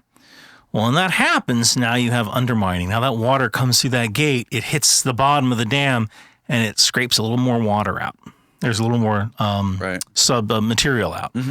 So I believe that dam, and just showing how a roadway collapsed days before the dam collapsed, I believe what was happening was that the water that was going through this one sluice gate, since they only had one open, was digging out a hole until the dam gets undermined right there. And the force of the water on the top of the dam and the force of the water digging underneath the dam pushes the dam right over. So, and everyone thought this was sabotage? I don't think it was sabotage. I think the Russians just didn't know how to. I don't believe it was sabotage. Right, but I'm saying people were reporting that it was? People were reporting that the Russians blew it up. I don't think that was the case. Right. And the New York Times said, oh, SBIRS saw it. They actually mentioned that SBIRS saw it. I'm like, this is one of those things where like, come on, New York Times. Yeah, but how do you explain that? How do you apply that to the Nord Stream, though? Like, how deep is that thing? So hear me out on this possibility. Okay. All right. So the two pipelines, okay, so Russia says, okay, we're not going to play this game anymore, and they turn the gas off in the pipelines. Now the pipelines now they're not pressurized anymore. So what happens when you have something that's underwater that isn't pressurized? Well, water is getting in, right? So now you have water leaking into those two pipelines. And now again, I am not a pipeline expert, but I could easily see that there's some chemical in there that when the water reacts with that chemical that's still a residual chemical inside of that pipeline, and now that creates some kind of acid or it creates hydrogen. And now all you need is a spark. Right. And then, because those pipelines aren't pressurized anymore, one blows up, the gas that's remaining in the pipeline comes out of that hole. And since the two pipelines are relatively the same thickness, the same thing happens in the other one because it's just a chemical reaction, takes roughly the same amount of time. Now you have two pipelines that are... Now, I don't know if that's the truth. Right. But the engineer in me looks at that and goes, well, maybe it was sabotage, or maybe they just shut it down and went, oh crap. Yeah. How do we, we turned off the power to oh God, you have them on the bridge in Tampa Bay. There are these sentinel, sacrificial anodes. So the sacrificial anode is usually, it's a piece of zinc that they'll attach to a, you're looking for sacrificial anode? Yeah, I need to see this. Sacrificial anode. You have, yeah. So you have them on the bridge in Tampa Bay. So go to images so I can see a bigger version of this. Yeah. So it's usually zinc. It can be other metals as well, right? Mm-hmm. So these sacrificial they're anodes, attached to the pilings? They're attached to the pilings so that they rust before the piling rusts, right? Oh, wow. So that's the whole idea is these sacrificial anodes, they give up their electrons and they rust before the bridge can actually rust. You have one in Tampa Bay, on that bridge that goes across the, Tampa Bay. So what's the goal? What's the purpose of it? Well, the purpose is to prevent rust by sacrificing the zinc. So the sacrificial anode will give up its electrons so that the thing that it's protecting won't rust. It somehow stops the piling from rusting. Okay. So some of those I believe are electrically run. So it could be something as simple as they have sacrificial anodes along that pipeline. They turned off the electricity to them. And rust happens pretty darn fast. I mean, that could be a possibility too. Yeah. But I don't necessarily know if the Ukrainians blew it up or we blew it up or the Russians blew it up, but I could easily see it being an accident because someone turned something off. Yeah, I mean, look, it's certainly a possibility, right? It certainly is. But, the fact that there's just so much propaganda and misinformation and disinformation, it's just so hard to cut through all that these days with just this overwhelming amount of information. There is. You're absolutely right. And there's even a difference between misinformation and disinformation. What's the difference? So with misinformation, you're getting the facts wrong. All right. So initially, I think did I get the number wrong for the amount of money that Lockheed Martin made? Like $1 billion, maybe. I was off by $1 billion. So that was misinformation, right? I got the facts wrong. But I didn't mean to. Right? I wasn't like, I'm going to go on Danny, I'm going to go on this show. I'm going to get the facts wrong. No. It was in my head. It was around that number, 6.7 billion, something like that. I think I said 8.7 billion or something like that. So that's misinformation. I gave out the wrong information. Now, disinformation is, me coming on here saying it wasn't the Russians. It wasn't the Ukrainians that blew up the pipeline. It was the Poles. How do you know that? Well, because if you take the O in Pole, that means petroleum oil lubricants. So they know extensively about how pipelines work. P-O-L, pipeline. Pole, you see? Yeah. You understand? Yeah, that's disinformation right there. Right. That's me intentionally coming on and lying. Right. I'm actually impressed I thought of that fast. And then there's just strategic deception as well. Wow, that's actually pretty scary. That could be used as a force for evil very easily. My God, I hope I never do that again. Strategic deception? I've actually never heard that term. Really? Tell me about that. So a great example of strategic deception I learned about was when they was actually in one of Annie Jacobson's book, Area 51, when she's talking about when Area 51 was first created, and they were testing out the first jet-propelled airplanes. And when the CIA pilots were flying these jet airplanes over the desert, they had to be prepared for if they encountered a civilian aircraft.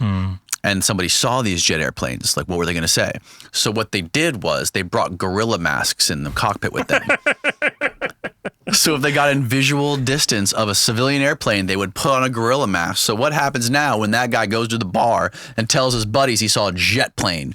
He says, I saw a gorilla flying a jet plane. So it purposely injects fuckery into something that's true so no one will believe it. That was actually the case in that book about the Glomar Explorer, the taking of K-19, where you had, they actually would give manganese nodes. Now, the cover story for the Glomar Explorer, the ship that was going to go recover the submarine, was that they were going to mine manganese nodes on the floor of the ocean. And it was just something crazy that Howard Hughes would do.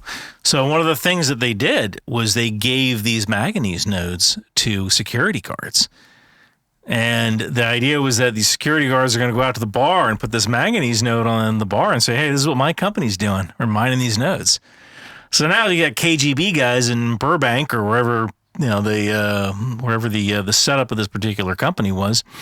Now they're going to go, I guess they really are mining these manganese nodes, right? That is a level of strategic disinformation. So I actually haven't heard that term before, but that's understandable. Yeah. Yeah, there's a lot of another there's so many examples of it, but like I mean, it really mainly I feel like it gets used in like covert ops and like with development of like black technology and like secret technology. Yeah. Have you ever heard of Bob Lazar? He's a UFO guy. Yeah. The guy, I think it was in 1989. He came out with a story about how he was contracted to go to Area 51 to like back engineer spaceships and flying saucers. Mm-hmm. There was part of his story where, like, whether you believe the guy or not, he tells this whole story about how he was back engineering these crazy exotic crafts. Right now. Towards the end of his story, he says when they first brought him there, they showed him the spaceships. They showed him these crazy exotic flying saucers, which, look, there's evidence of these things being made, after World War II by certain Nazis, the Horton brothers. They were creating these crazy objects that were unexplainable and that could defy gravity. But when they were bringing him out of Area 51, they brought him, conveniently walked him down a hallway past a little window, where he said he looked through the window and he saw two guys looking over a little alien body. So I think that could have possibly been, I don't know if he's like, A, he's making up the whole story, or B, it really happened and they purposely brought him by that window to see a little alien in there. So that way when he tries to go public, if he ever tries to go public, this guy's a fucking whack job. I did a whole video about that. It was last summer. There was the hearings. Like a couple of former Air Force guys. I forget the names of these gentlemen, but I did a whole video about that. Commander Fravor and Ryan Graves. And I actually thought about it. I looked at it from an intelligence perspective. Like, what are the odds that we've actually been visited by aliens? And I looked at it from an intelligence perspective, and it wasn't until I thought about oxygen that I actually was kind of shocked. Like hear me out here.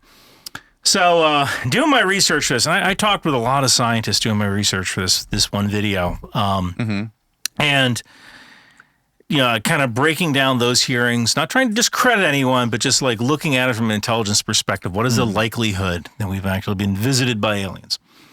And one of the things I thought of was that, like, well, aliens would know we exist because of our radio signals, right? Well, radio has been propagating for 150 years, ever since Marconi sent that first radio message, right? So they could tell where we are by our radio signals. Maybe. There's something called mass spectroscopy, or transit spectroscopy, where when a planet goes in front of a star, the light from that star will illuminate the kind of chemicals that are in the atmosphere, the kind of elements that are in the atmosphere. And from that, you can actually infer the temperature and the quantity of those elements, but the kinds of light that are blocked. Right? So if you want to get technical, one crazy thing about Earth is that we have oxygen. Now, oxygen is the fourth most common element in the universe. However, oxygen is super reactive. If tomorrow, like, all the plants stopped making oxygen, we would be out of oxygen within like 4,000, 5,000 years. It would all just bond to iron and become rust, right? Iron oxide. So if a planet ever transits a star and aliens have their transit spectroscopy machine pointed at that star, and they go, holy hell, there's oxygen on that star. What the hell's making all this oxygen? They might want to check that out.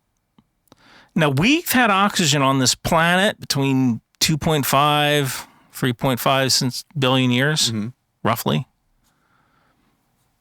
So the aliens have had, if they've detected us through going, what the heck's making all this oxygen? Because remember, you constantly have to make oxygen because it's super reactive. It's bonding to everything, right? So they've had, so our planet's what, 5 point something billion years old? So they've had Long time. A long time to come here. Yeah. And I think that one of the conclusions I came to was that there's almost no chance we've actually been visited by aliens because we'd all be dead. You think we'd all be dead? Oh yeah, absolutely. It does because it's safer to kill us. It's safer to kill us than to let us live. But maybe they don't need to kill us. Maybe we don't matter. Maybe we're just like ants in a jungle. Maybe they just like do what they need to do, and we don't really get in the way of them. Maybe. I mean, one of the things I talked about in the video I did was, one of the reasons people conquer is for religion, right? And just as I was doing this video, there was this new species of tree frog that was found in the jungles of South America. Mm-hmm. Yeah, I've heard of this. I'm sure that the team didn't try to convert it to Catholicism, right? Like the frog wouldn't understand anyway, right? So like there could be aliens that are so advanced that we couldn't even understand their religious philosophies. One of the reasons people, you might say, oh, people, they take over planets for resources. Well, any alien species that would come to Earth, they would, if they needed resources, they could find those resources someplace else. They wouldn't have to come here. There's nothing really that special about Earth. You got a lot of phosphorus, but anyone that has that level of technology could probably figure out how to get phosphorus on their own, right? So yeah, I think there's almost no chance that we've been visited. And the analogy I gave was wine. Did you know that there is a fake wine industry? I've heard of this. There are pretentious people, and the Koch brothers are part of this. There's this guy named Rudy, and he's out in California, and he was like passing himself off as like this wealthy. I think it was Filipino or from. Is this that documentary Sour Grapes? Sour Grapes. Yeah. Yeah, I saw it a long time ago. I can barely remember it. And people. So essentially, this guy was running around selling fake wine, and he was finally caught when the label of the bottle, like, I have the bottle of Domaine 1945. Well, they didn't make. That particular vineyard didn't make that bottle of wine back then because there had been a war, and the vines were all destroyed and there were no workers. Right. So you can't have a bottle so that bottle can't exist. So I remember when I watched those hearings, kind of the conclusion I came to is that the wine was fake.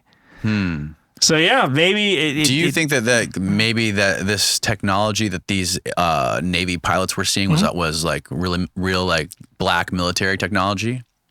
It's a software update. It was just bad software update. A bad software update? Yeah. What do you mean? So, like, if you have, I know you're talking about the Tic Tac video. I mean, if you have multiple planes seeing this artifact, it could just be a software thing. Yeah, because it was right after they upgraded their I'm a software radar engineer. I know how we make mistakes sometimes. Well, Ryan said it was right after they upgraded the radar in their jets that they started seeing these things. And he said one of the things they saw was a sphere or a cube inside of a sphere. Yeah. And I had a guy on here who pointed out, Steve actually sent you an image of this on Dropbox. Oh, okay. There was a patent for something that he described that almost looks identical to what he described. He described that two guys were flying in formation, wing to wing, maybe, I don't know, less than 50 yards apart during some sort of military exercise off the East Coast. And they both saw a sphere inside with a cube inside of it. And then my buddy found this patent. DRFM, shout out to Jeremy Reese. He found this technology, radar deflector balloons. And that picture on the left is what he saw. He said he saw. And this is a patent my buddy found, which is I think those deflector balloons were created and tested before we did the Bay of Pigs to basically like fuck with Cuba's radar and make it like simulate some sort of an invasion and see what they would do. Yeah, the Russians have those on barges outside the Kerch Strait Bridge, those radar reflectors. Oh, really? Yeah, because their hope is, well, they can't lose that bridge. They lose that bridge. This is probably going to be the year they lose the bridge. Where's the bridge go to again? The Kerch Strait Bridge connects Russia with Crimea. Ah, okay. And Can you pull up a map of this, Steve? The bridge was attacked. 2 2 years ago, and I want to say in the summer. When did basketball season start? It must have been in Basketball October. season stops Yeah, around it seems October. like everywhere I go, every time I go away for something major happens. And there was this girl I was seeing at the time. She took me to the home opener, not the home opener. The Wizards were playing the. The Wizards are playing in North Carolina. So they're playing the Charlotte Hornets. Yep. And she took me there, got floor seats. It was really nice. Like, I am not a wealthy guy. Wow. But This is the bridge. yeah, the Kerch Strait Bridge. So that was built relatively recently. That's probably was 2009. Can you see it on 18? maps? We can see Crimea, how it connects to Russia. Yeah. So you can find it on maps. So that bridge, if you zoom out, Oh, you wow. take out That's a that big bridge. Yeah, they've talked about building a bridge for a long time. So you take out that bridge, now Crimea has to be replied by ferry or by boat or by air. I believe they have a railway that now goes down the Russian occupied area. In Zaporizhia and all the way down to Crimea. So it goes through the Donbass, through Zaporizhia. So they're down to protecting Crimea. that bridge. Oh, Big God, time. yeah. Yeah, Russia moves everything by rail. They move a lot of stuff by rail, as much as they can. And so that little rail bridge, there's 2 rail tracks. It was actually attacked by a truck bomb in October of 2022. And that was when I was at the basketball game. I was like, oh, crap, I got to go do a story about this. Right? Got to do that. But yeah, if they take out that bridge, it's going to be a lot harder for Russia to. And we still don't know who did it. It was a truck bomb that happened to blow up right before, right as a train was going over it. So the train was damaged, the tracks were damaged, the roadway was damaged. It was a bad day. It was a bad day for Russia. And I actually think that was garden variety terrorism. We don't know who did it. I think some people said that, yeah, it was, that was a bad day. Yeah. What's that stuff? Smelling salt. You want to try it? I got this. It's great. Trust me. You won't. I'm good. Have you seen the guys who like get knocked out in ice hockey or like the ice or hockey boxing? players? Yeah, boxing. And they smelling snap 'em. salts. Oh my god! Like jolt your nervous system. Huh. Woo! Maybe it's a Florida thing. I guess. I mean, I know they have bath salts, smelling salts. Bath salt, smelling salts, tomato. This is Florida is an amazing place. I come down to Tampa quite frequently to do consulting. Oh, do you really? Yeah. For who? Oh, Military contractors? just whatever the contract is for. So it's really, really boring stuff, But so I usually get a chance to come down here about once a month at the least. I love Florida, man. There's so much. You got everything here. You got the coastline. You got all the best fishing here. You got tons of wildlife. You got the Everglades, the Florida Keys. This is one-stop shop. I think the thing I like about it are these things. Like I light up a cigar in Tampa, and nobody ever complains. Yep. Like I do it in D.C. I'm walking down the street. I get the whole. You just took 10 seconds off my life. I mean, you probably would have wasted them anyway, right? Right. Maybe I did you a favor. It doesn't look like you're all that happy, lady. How did you like Miami when you were down there? It wasn't the first time I've been to Miami, but I gotta tell you, the crazy thing about Miami. So I'm almost 50. The crazy thing is it's so close to the U.S. So I was there for the Destiny podcast, right? I had Destiny's no clue a he lived great down guy. He's a great guy. And yeah, he lives there. I got a chance to see his place. We went to dinner twice. He's a great guy, and his fans are the best too. And they put me up in this hotel, like this $900 a night hotel. Wow. And it was because it was near the studio. I guess I got to deal with them and whatever. But so I'm in this hotel, and I've never felt so poor. Like I am a software engineer. I drive a Tesla. I own a house. I make an okay living. I'm never going to be wealthy, but I do okay, right? I do okay. Between consulting, between YouTube, I do okay. I'm not super wealthy, right? But like I'm there and I went down to breakfast and there was this guy and he was surrounded by 6 gorgeous young women. And they're all wearing bikinis with like see-through cover-ups. Yeah.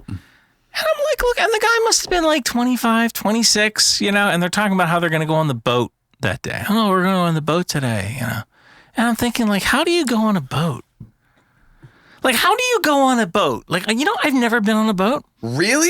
I mean, I've been on like a Navy ship. I've been on like an LCAC. I've been on a ferry in Staten Island. Like I've been on, but I've never been on like a pleasure boat. Oh my gosh. Next time you come down here, we'll book an extra day and I'll take you fishing. I've never gone fishing. Really? The bait's over here. The beer's right here. Right? Like, nah, you want me to what? You want me to put my hand in that and then touch a fish? Yeah. You know how I touch a fish? I go to Wegmans and I say, touch that fish and give me that little fillet. That's how I fish. That's going fishing is going to Wegmans and asking them to get me a fillet of cod, right? So I've never been fishing, but this guy's talking about the boat, and I'm thinking, like, how do you, like a boat can't I have a friend of mine who lives in Virginia Beach. Mm-hmm. I go down there once in a while. I might go down there when I come back from here tomorrow, and like they have boats. I have a paddle board that I actually keep at this girl's place, and so there's this bay. It's called Linden Bay. I'll go paddle boarding in Linden Bay. And there are these people, they line up these boats in Linden Bay and they just kind of party all together on these. And I'm thinking, like, how much does this cost? This must be a $200,000 boat. Yeah. Who has $200,000 to buy a boat? Like, it's just so, you know, like, it's just such a crazy thing to me. But again, like, I look at my life where like I literally live paycheck to paycheck where I'm like, I'm waiting for that YouTube paycheck. Like, you know, like here, sir, may I please have some more? And YouTube gives me that little spoonful of gruel, right? Yeah. Here's that 10%, you know, of all the ads that we sold. Oh, thank you, sir. May I have some more? More? Yeah. Here's the monetization. Yeah. We're gonna run ads anyway. Right. Like, it's pretty cool though how fast you grew your channel, man. 2 years and you're almost to 1 million subscribers, and your videos are seen by a lot of people. Yeah, you know what I found crazy was that I've done consulting before, and like there's people in Congress who watch my videos, and I'm like, why are you doing that? Don't you have other? I once had someone from the UN reach out to me, and they asked me to identify some weapon systems that were found in Ethiopia. And, you know, I identified some Sagar missiles and some Chinese mortars that were found. And then I was like, wait a minute. Don't you have people that do this? Why are you talking to me? Reaching out to a YouTuber. Why are you reaching out to a YouTuber? And I guess, like, so some of it isn't that I'm just a YouTuber. I do work in the intelligence space. I still do consulting. You know, I still maintain certain access to different kinds of information that I use for my other job, right? And that's great. But I find it funny that like people like they look me up. Yeah. When they want information. Like I guess like I think the one thing that I kind of do is that I give it to them in a way that they can understand. You know, and also I'm not political, and if you know, I actually got off the phone with my boss Rich from a company called Velocity. It's a private intelligence company. So if you want, let's say you're building a mine in Zambia, right? You're going to build a mine in Zambia. All right. Well, is it safe to go there? What's the government like? Is it, you know, whatever, right? So you can hire Velocity to come in and do a whole assessment on that country. All right, where are you going to be going? What are you going to be doing? Is this safe? Is it not safe? Yes, it's expensive, but you know what else is expensive? Getting kidnapped, right? Having your business stolen by the government and appropriated as state property. That's pretty expensive too, right? Yeah. So if you think hiring Velocity is expensive, wait till you get a load of being, you know, in a country you can't get out of, right? Yeah. So it's a good sales pitch. Yeah. So if AOC wanted an intelligence assessment, she could come to Velocity. I would give her the best darn assessment I could give. if Matt Gaetz asked for an assessment about something, I would give him the best one. So that's one of the reasons I can't ever get political in the content that I produce, because there are real people who make actual decisions based on stuff that I do, and I want them to be able to trust what I give them. You know, and yeah. What do you make of the attack that happened last night, literally, with Israel hitting Iran with those bombs and those nukes? I think it was last night, right? So Today's February 19th. Yesterday was the 18th. Yeah, it was last night. So number one, we don't know it was Israel. It was Israel, right? Like we don't know that, but who else is going to be doing it, right? Yeah. So that particular place, that was a factory. I think that, so I always screw up Farsi or Persian names. I'm sorry to all of my Iranian fans. I know I screw it up because I speak Arabic, but I don't speak Persian. Okay. So, and sometimes like the Arabic creeps in on that and they go, no. Sorry, guys.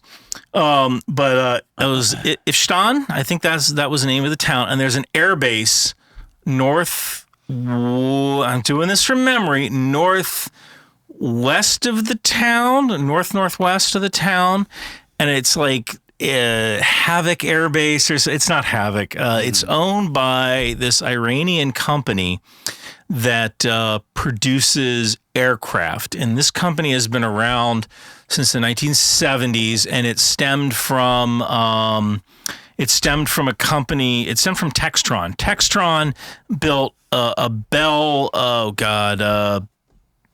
What was the name of that Bell helicopter? I want to say like the 212 or 280. The Huey? The Bell. It was the famous Bell helicopter. Yeah, it looks like a Huey, but it's the civilian version of that. There's probably fans who are yelling at me right now, like, no, it's the Bell. I want to say the 212 or 280. There'll be a comment below. I'm sure there will be. Yeah. But if you look up the Bell 407, it kind of looks like that one there, but it's the older one from the 1970s. It doesn't matter. So Textron actually built a factory, and that factory was taken over by this specific Iranian company, and that's the place that they hit. So that particular company, and again, I can't remember the darn name. If you look up the air base from Ifshan, and I might be pronouncing that wrong, Ifshan Air Base, not Ramstein, Ifshan Air Base, Iran. Ifshan. I'm probably butchering that pronunciation. I know I screwed up the spelling. It's okay. Iraq, Iran. Yeah, it was Iran. There you go. Isfahan. Unbelievable. So Isfahan Air Base, and if you find a map of that, I'll actually be able to get you to the right. Maps. Click maps. Hold on, I got to type it in correctly. Yeah, you got it. ISFAHAN. You had it. There you go. Okay. Isfahan. And Now, then if you go to maps, again, I have to do all this. So this is, if you show the satellite view. Okay, now what we're looking at now, if you zoom out, here's a city. It's in the middle of the desert. Now, if you go up a little bit and a little bit to the left, Isfahan, go up, keep going up. Yep. You're getting there. So up a little bit. There's to the right. You're almost there. There's an air base a little bit above. Yeah, I think keep going. Zoom out a little bit, but there should be an air base nearby. And that air base is basically it's a factory, kind of like how Burbank used to have a.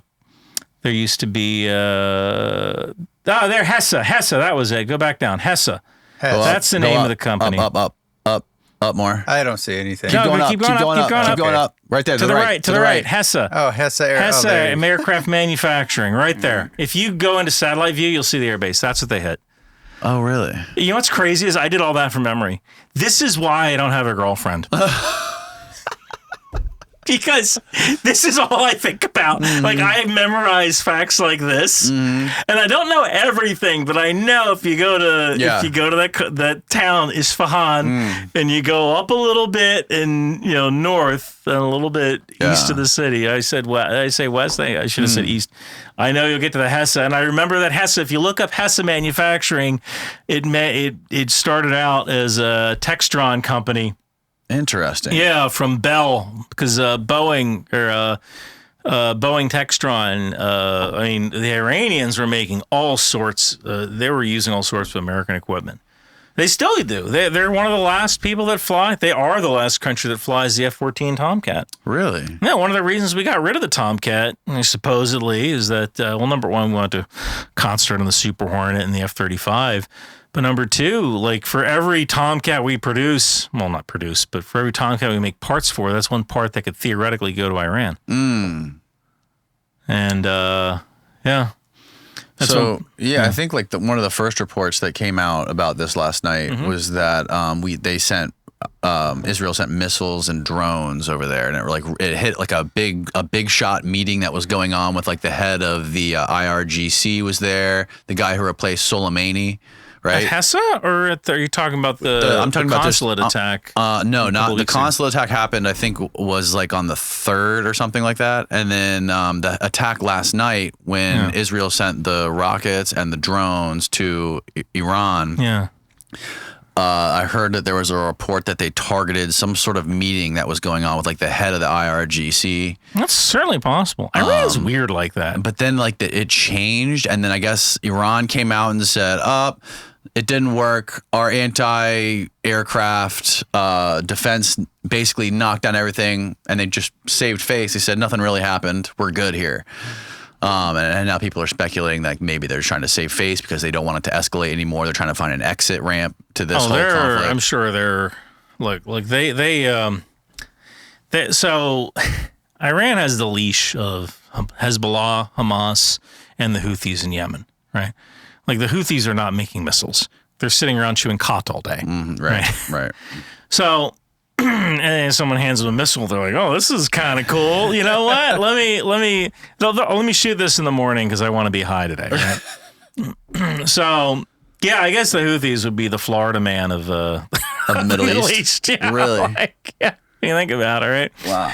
It's too hot to do anything anyway. Yeah. So, I think that Iran, their fingerprints were all over so I kept, so one of the things that I got, and I did a video on this, was I got what's called an op order, an operations order from, that was recovered from a deceased Hamas member that was attacked, that did the October 7th attack. And the op order was there, the operations order, the SOI was there, the signal operating instructions, what radio frequencies they were going to use, and mobile phone numbers and all that. And I can't read Arabic as well as I used to. If you don't use it, you lose it. But I had a number of people help me translate it. And some of these guys were actually Palestinian refugees who were living. One of these guys was a Palestinian refugee, and he's living in Syria now. And he was like, dude, Iran's fingerprints are all over this. Like, what do you mean by that? Because of their poor Arabic, like their translation, like the way, the diction that that Iranians would use. So, and I kind of had to trust these guys on that, but a number of people said that. So I was one officer in the UAE Army. He helped me out with the translation as well. And I got a lot of good information out of that. But like they were planning this for 2 years. People said like, "Oh, was Russia involved in this?" I don't think Russia had any freaking clue this was going to happen. They were planning this for years. And I think that Iran was the enabler, and that you had people like Hamas is looking at Mahmoud Abbas, who is the head of the Palestinian Authority in the West Bank. So I don't say that there's two Palestines. There's one Palestine, but in 2006, there were elections. Hamas won, and then the next week, Hamas just murdered everybody in Fatah, which is the other political party, over the course of a week. It was called the Battle of Gaza. So After that, like, you had the West Bank, which is ruled by Fatah, and then you had Gaza, which was ruled by Hamas. Mahmoud Abbas, who runs Fatah or runs the Palestinian Authority in the West Bank, the guy's 88 years old. When you're 88 years old, there's not a lot left on the actuarial tables. Right? So he's going to die soon. So I'm sure Hamas is looking at that, and they're going, let's invade Israel. Let's grab a couple of prisoners. We're going to bring them back. And for the next 5 years, Israel's going to try to get these guys back doing special operations, doing counterinsurgency, right? And when Mahmoud Abbas dies, we'll say, we'll give all these prisoners back if you let us have the West Bank.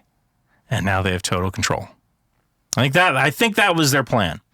However, Israel said, coin, you want counterinsurgency? And they gave him a LISCO sledgehammer to the face. LISCO means large-scale combat operations. So I think that coin was what we were doing in Iraq for the initial invasion was LISCO, large-scale combat operation. After that, we were doing counterinsurgency in Iraq and Afghanistan. So I think that Hamas was like, oh, we're going to take these prisoners. We're going to fight an insurgency against special forces troops, and they're going to raid this building, and we're going to be someplace else. We're going to do this for 5 years, and then we'll give the prisoners back, right? And we'll lose some guys. We'll kill a couple of them. Yeah.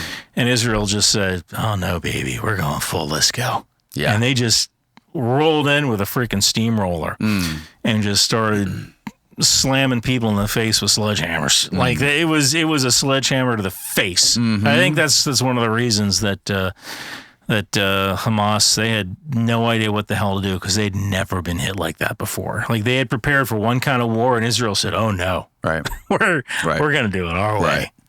And I find it kind of stunning. I mean, what do you make of the fact of what happened on October 7th? Like, how do you think they were able to plan that attack and execute that attack? I mean, I've never been to Israel, but from everyone that I've talked to that's been there, they said you can't sneeze on that border without an IDF soldier in your face.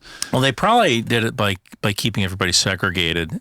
And I think one of the reasons, by segregated, I mean like they had multiple operating cells, like squads, like 9 to 13 dudes. Now, the reason I believe this is that every single dude that was captured by the IDF who was involved in the raid said that they were promised an apartment and $10,000. Now, here's why I think this was compartmentalized. I believe that they had, it was around 2,000, 3,000 troops, all of whom thought they were independent cells. Because if they didn't think that, they would have talked to each other and been like, hey, did they promise you an apartment? Oh, yeah, they promised me an apartment. How about you? Yeah, they promised me an apartment. Hold up, they promised all of us an apartment? Where are they going to get all these apartments from? Right? So I think that's an indicator that now Hamas lied, or maybe they actually did think that they were going to be able to give those who survived and brought back a prisoner an apartment. If there was this coin operation that Israel conducted for the next 5 years, that might have happened. Right. But instead, they got a sledgehammer to the face. Right. So all these dudes were motivated. I'm going to go. I'm going to capture prisoners. I'm going to bring them back because then I get an apartment. And they never talked outside their cell because they were told not to. So I think what we had, I believe it was, I want to say it was more than 13. I want to say it was probably around 30 cells that breached the border fence in Israel. And started running amok. So 30 cells, 100, 10 guys each. It was around how many of them were there total? I want to say it was between 300. So it's a tough one, right? Because one of the things that people did was that some dudes noticed the hole open in the fence and they just ran through and were grabbing like air conditioners, tires. I mean, 'cause these are all things they can't necessarily get, right? Because of the embargo. So you're a Palestinian dude, and your wife is like, "It's hot." Well, fence is open. Yeah, honey, I'm going to Sears, right? I'll be right back. So what are you gonna do, right? So actually, I don't recall the exact number of people, between 300 and 3,000, right? So it depends on what you count as a guy, as and how does the Mossad? I mean, how does the Mossad miss this with all the communications that they can intercept and all the intelligence they have? I mean, they're able to. I had John Kiriakou on here a couple times, and he tells me about how they were able to figure out how the Hamas and some of these guys that were inside of Gaza, they were literally communicating to each other on backgammon. Game apps. Yeah. Yeah, like the chat feature on the game apps, which is insane. Yeah, a little while back, I know there were people online who were saying, Ryan, talk to us about this ban on, or the government wanted to be able to look at game app stuff without a warrant. Well, that's why. Right. Because it was from and stuff that's like how the San Bernardino shooter was communicating as well. Yeah, you're absolutely right. So I think a lot of it was just face-to-face contact. They're doing this in small cells. And the other thing is that like it's just such a Tom Clancy kind of thing to believe. Like, oh, they're not going to do that. Like, that's a Tom Clancy movie, right? 3,000 people stream over the border, raid, grab people, bring them back. That's like a Clancy novel. And Israel might have believed that, like, all right, a couple of cells might come across the border, and that might have been why they kept it down to the individual cells as well. I don't think any of these cells knew what other cells were doing. Now, maybe battalion commanders knew or company commanders knew, but I think at the individual squad level, they thought they were the only ones, right? So they go over it. So if Israel did intercept stuff, they're like, oh, it's just another freaking squad doing their stupid BS stuff. Maybe they'll come over the border. We'll get them when they do. Don't worry about it. Yeah, Bassett. There's a time I pronounce it wrong again. Like Israelis go like, you're pronouncing it wrong. Well, I speak Arabic. Sorry, guys. But there's a saying in Israel. Yeah, Bassett. Don't worry about it. Yeah, it'll be fine. A couple of guys. Yeah, Bassett. We'll take care of it. Don't worry. Right. So it could have been that. And now when you're seeing dudes like with hang gliders, like this powered, what do they call ultralights? Like, oh wow, they have an ultralight club now? It's a heck of a club for an open air prison to have. How come they have ultralights? Like that's kind of that probably would, in the intelligence community, this is what we call a clue, right? Like, why is there suddenly an ultralight club popping up in Gaza? Maybe I would have investigated that a little bit, but So one of the ways they hit the border, some came through tunnels, some came through the fence, some came through ultralights, some came by this ocean. Right. They came in on boats. Right. Small boats. So the ultralight thing, that still blows me away. Yeah, that is pretty insane. Like that they were able to do that. I wouldn't have even thought of that. Like that wouldn't. So it could have just been that Israel missed it because it was just such a crazy thought. Now the other thing is people have said that like a lot of the women, so female conscripts, a lot of them were tasked with monitoring the border. A lot of women, they go into intelligence positions or into what do you call it? Administrative positions. So you might be a conscript and you're like, hey, sir, you bring this up to your commanding officer. Hey, these guys are doing hang gliding. What do you know, right? You're just here for 2 years and I get another one who looks just like you. Go back to your computer. Don't talk to me about this again. It's my best Israeli accent I could do. Right? And they're like, dude, but so who are you gonna go to next, right? Yeah. If my boss told me that, and I'll be like, all right, well, you know what? I did my job. It's on him now. Right. It's on him. If he wants to ignore this intel, all right, I'm going home at the end of the day. Right. Yeah, I mean it's just hard to wrap your head around when you're someone like me and you're looking at all this stuff like this and trying to understand how people think in that part of the world. And if you haven't been there, it's really, really hard to understand what it must be like, especially living in that part of the world where like you're surrounded by enemies. You're so vulnerable. There are Palestinians who have the key that they had. Have you heard of the term the Nakba? Al-Nakba? So during the War of Independence, Israel's independence, many Arabs that were on the land, what we call Palestinians today, you'd call I guess Palestinians back then too, right? Arabs that lived on the land. Many of them were kicked off their land. Some by the Jews that were taking areas, and some by other Arabs, the Jordanians, the Egyptians, Syrians. They're told, get off the land. You can come back when we've killed all the Jews, right? So these dudes left. And a lot of the ones who ended up in Gaza, they were the ones who never had anything to come back to because they lost their homes during the Nakba. Al-Nakba means catastrophe, the catastrophe. Oh. And there are some people who have like that. The key to the house that they owned is like a totem, and it's in like a box, like a picture of frame, hanging on their wall. If they still have a wall today.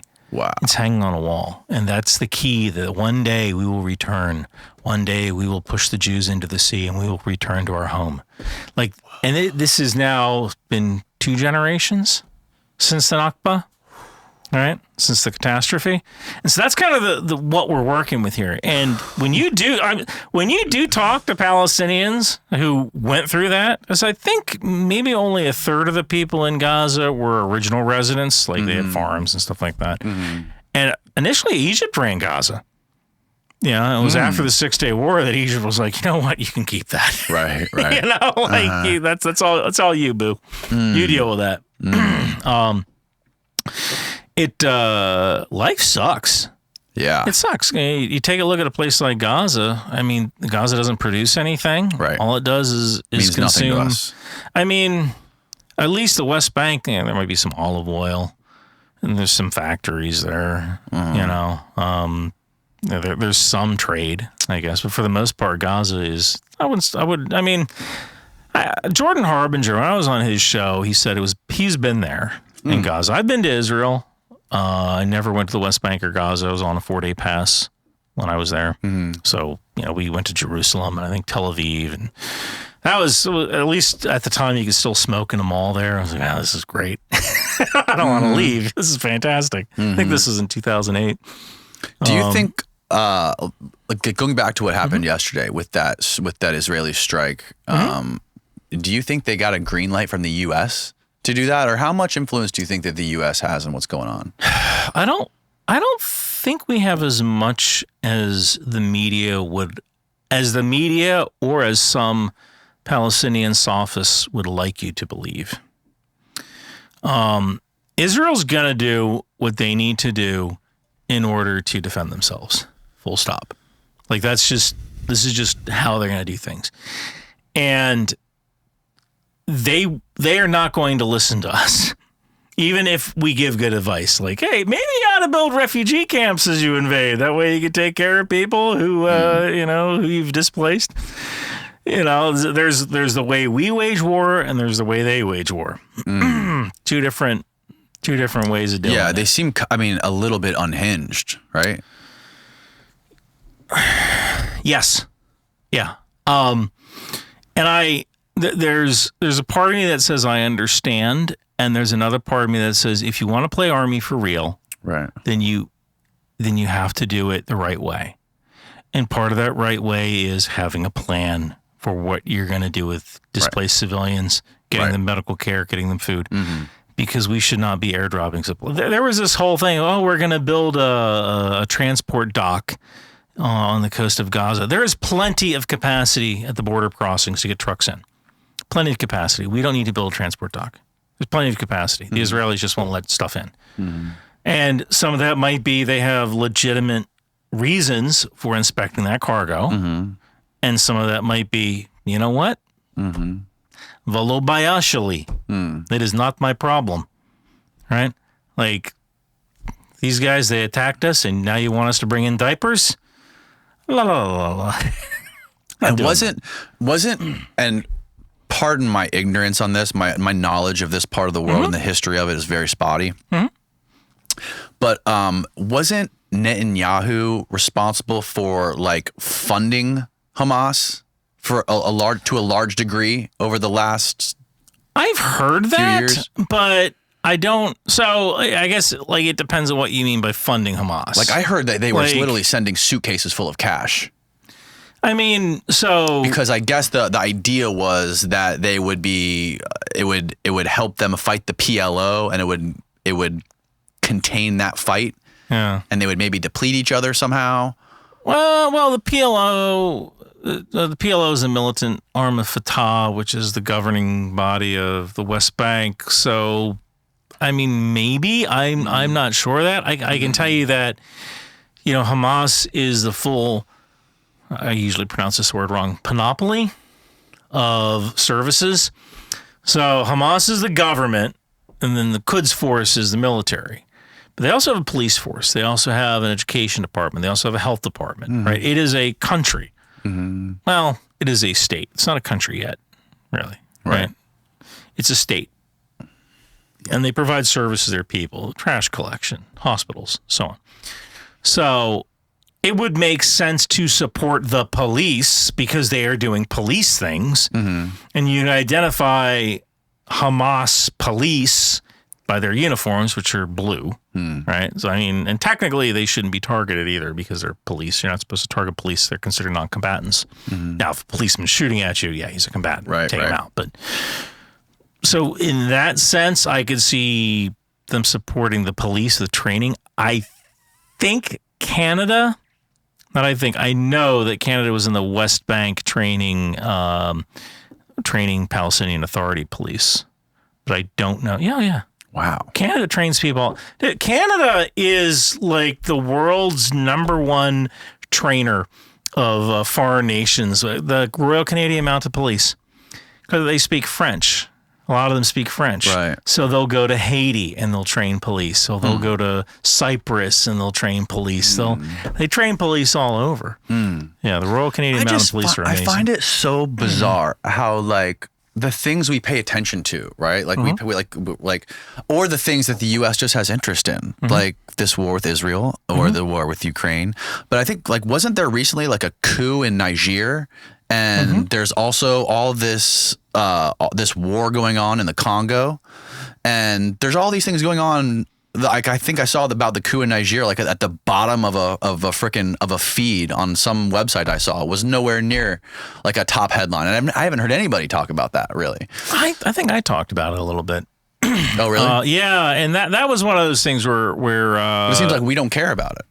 I'm sure we do. It's just there's 17 minutes in the evening news, right? And the rest is all commercials for Lipitor, right? So, how much time can you actually devote to Niger, right? Sudan. There's been a war going on in Sudan for weeks. I actually know a journalist who's there, and this guy texts me occasionally. It's between the RSF and the Sudanese army. RSF is this force, the John Weed militia, that they took out. I'm sure you heard of Darfur a couple of years ago. Well, the John Weed militia took care of Darfur. And the John Weed militia became the RSF, the Rapid Security Forces, and these guys they were kind of like a militia that was an ethnic militia that could do the dirty work of the president in Sudan. And just recently, about 2 years ago, the RSF teamed up with the Sudanese army and they overthrew the president of Sudan, and the army took over. And the army was just recently said to the RSF, hey, we want you to be integrated into the army. We don't want you to be a militia force anymore. And the RSF was like, no, we kind of like our independence. Let's have a war. So, wow. Yeah, that's been going on. For the army's slowly been pushing them back, mainly through the use of Iranian and Chinese drones. So the RSF is slowly losing ground. But I feel like the internet in Sudan is super spotty. So this one guy, probably right about that. Yeah, when he writes me, he's like, Ryan, Master Ryan, I have a new video for you. And God knows this guy's staying next to a hotspot for 12 hours waiting for this video because he can't get stuff out. You know, except with me, and then what does he use the Tesla satellite for Wi-Fi? I don't know. They have internet cafes. I mean, Sudan is a modern country. One thing that kind of blows my mind about Sudan, they have rural businesses there where people charge cell phones. So you'll see markets where you might not necessarily have electricity in your village, but you'll walk to the next village, and you'll pay some dude money.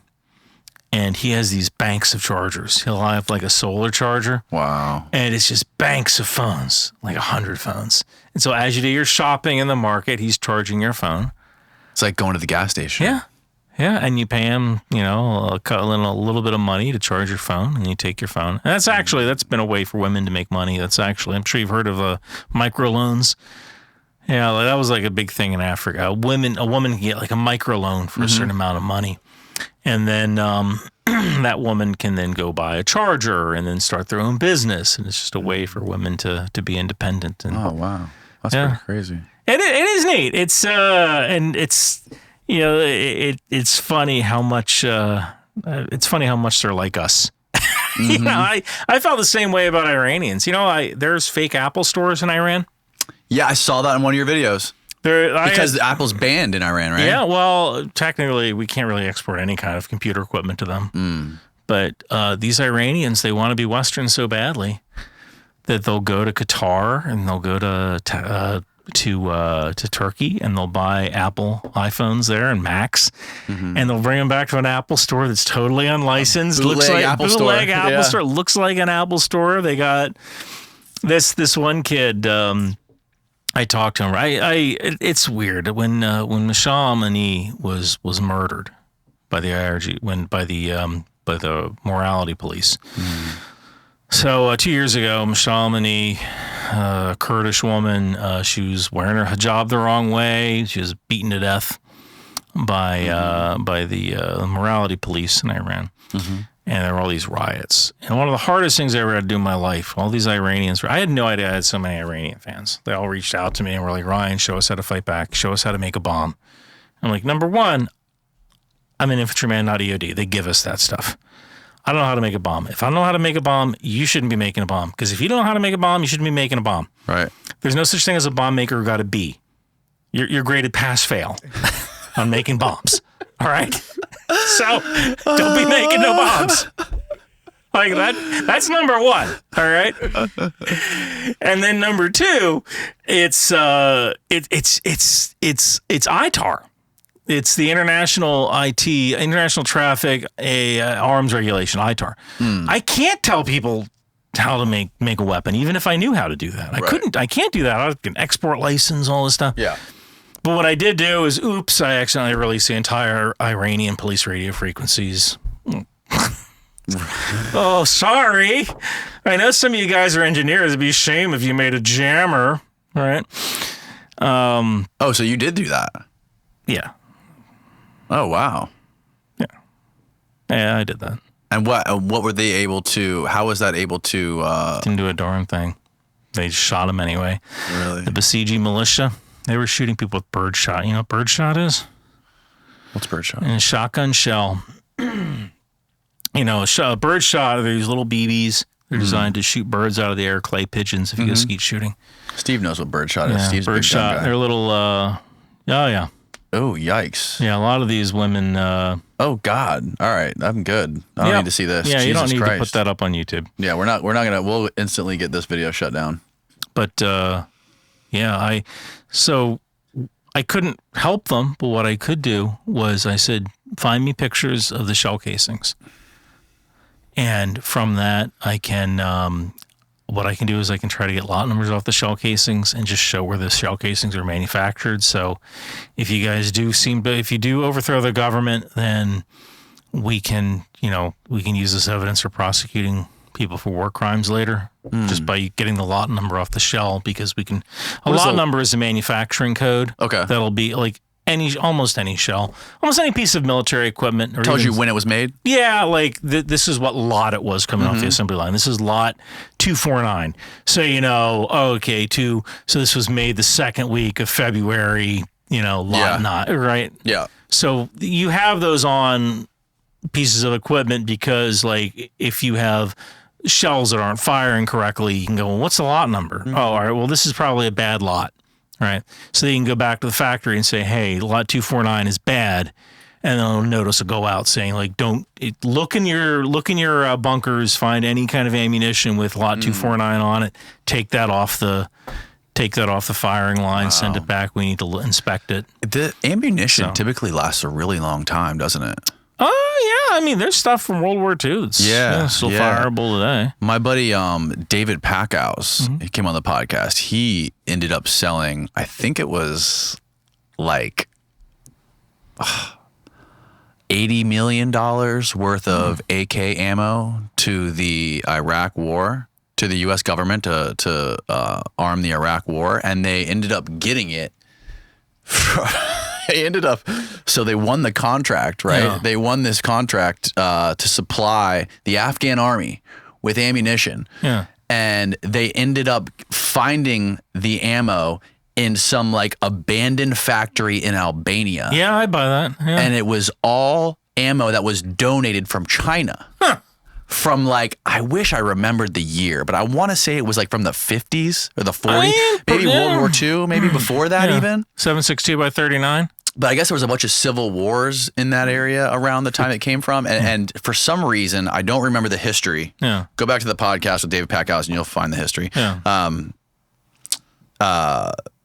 They shipped around $80 million worth of ammo, and it all worked fine. All the guys that were there training the Afghan soldiers, they said there was never a misfire. All of it worked great. It's probably in a spam can, too. And the problem, but the funny thing is, the reason they got a huge discount on that ammunition because it all came from China, and it was super fucking old, and it was all packaged in boxes that had Chinese writing all over it.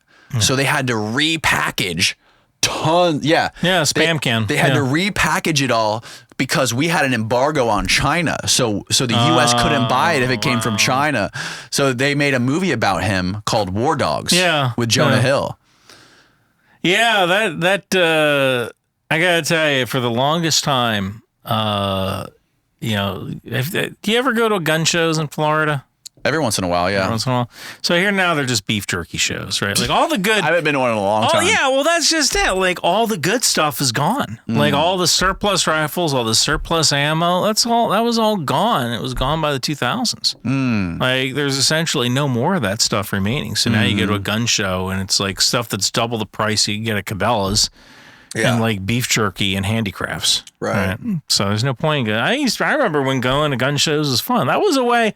Look, for $10 you enter the gun show and all right, maybe you walk out with like a funny t-shirt, kill a commie for mommy, right? Like that's the only place before the internet, that was the only place you could buy a t-shirt that said kill a commie for mommy. Right. Was a gun show. Now you can buy it from Bunker Branding. I actually don't have a Kill a Commie for Mommy t-shirt, but maybe I should get one. I think you should. That would be great. I think that'd probably be your number one selling shirt. It might be. I want to get back to the Russia-Ukraine thing for a little bit. What do you think the outcome of that is going to be? And what do you think the U.S. Do you think the U.S. is going to continue to be as involved as they've been? And because the way you see it right now, it looks like it's just going to be another Iraq war or another like Afghan war where it's just like a 20-year never-ending like grunt fight to the death of just like these small groups of people. I think that I can tell you this. Now, I've been told I was wrong about this. So maybe this ended a little while ago, but I was told by this one guy in Ukraine that they had Molotov cocktails at their bus stations. Now, this might not be true anymore, but a Molotov cocktail isn't going to do a darn thing to a tank. Molotov cocktail is a liquor bottle filled with some sort of accelerant, and there's a wick, which in the form of a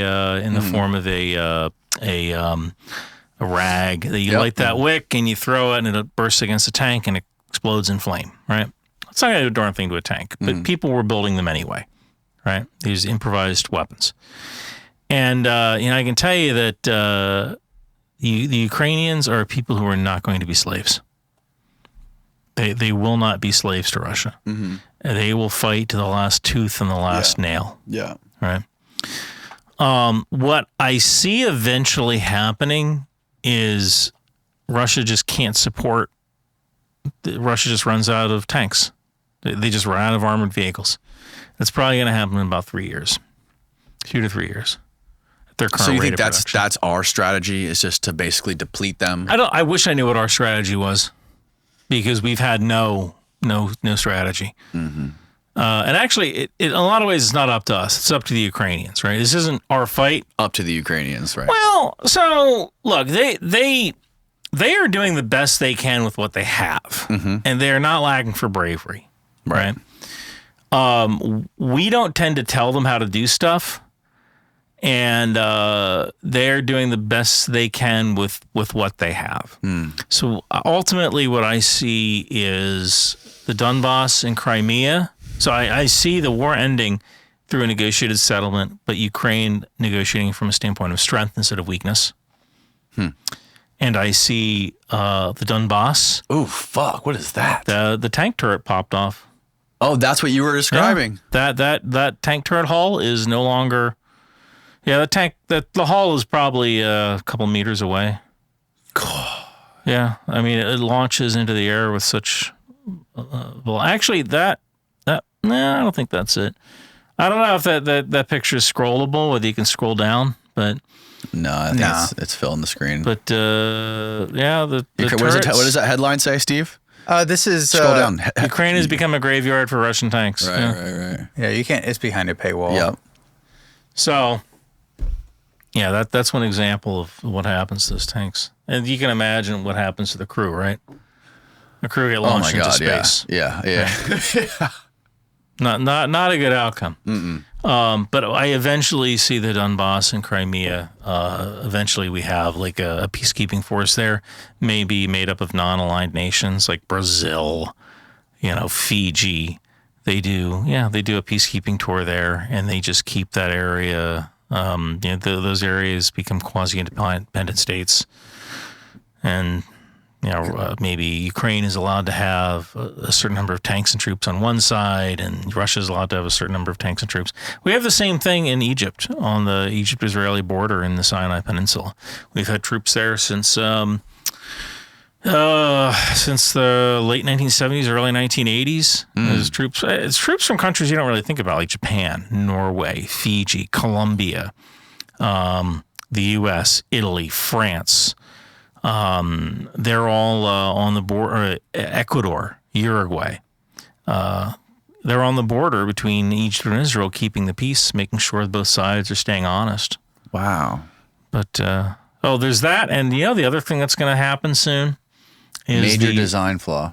Yeah, is the Russians they're going to run out of artillery tubes sooner or later. An artillery tube is like a highly calibrated instrument, right? And they need to be replaced after a certain number of rounds fired. And if you don't replace those artillery tubes, they will explode, or they'll start to get more and more inaccurate, and then eventually they'll fail. And they'll either fail catastrophically when you fire a round, right, or they'll just break in half. Right.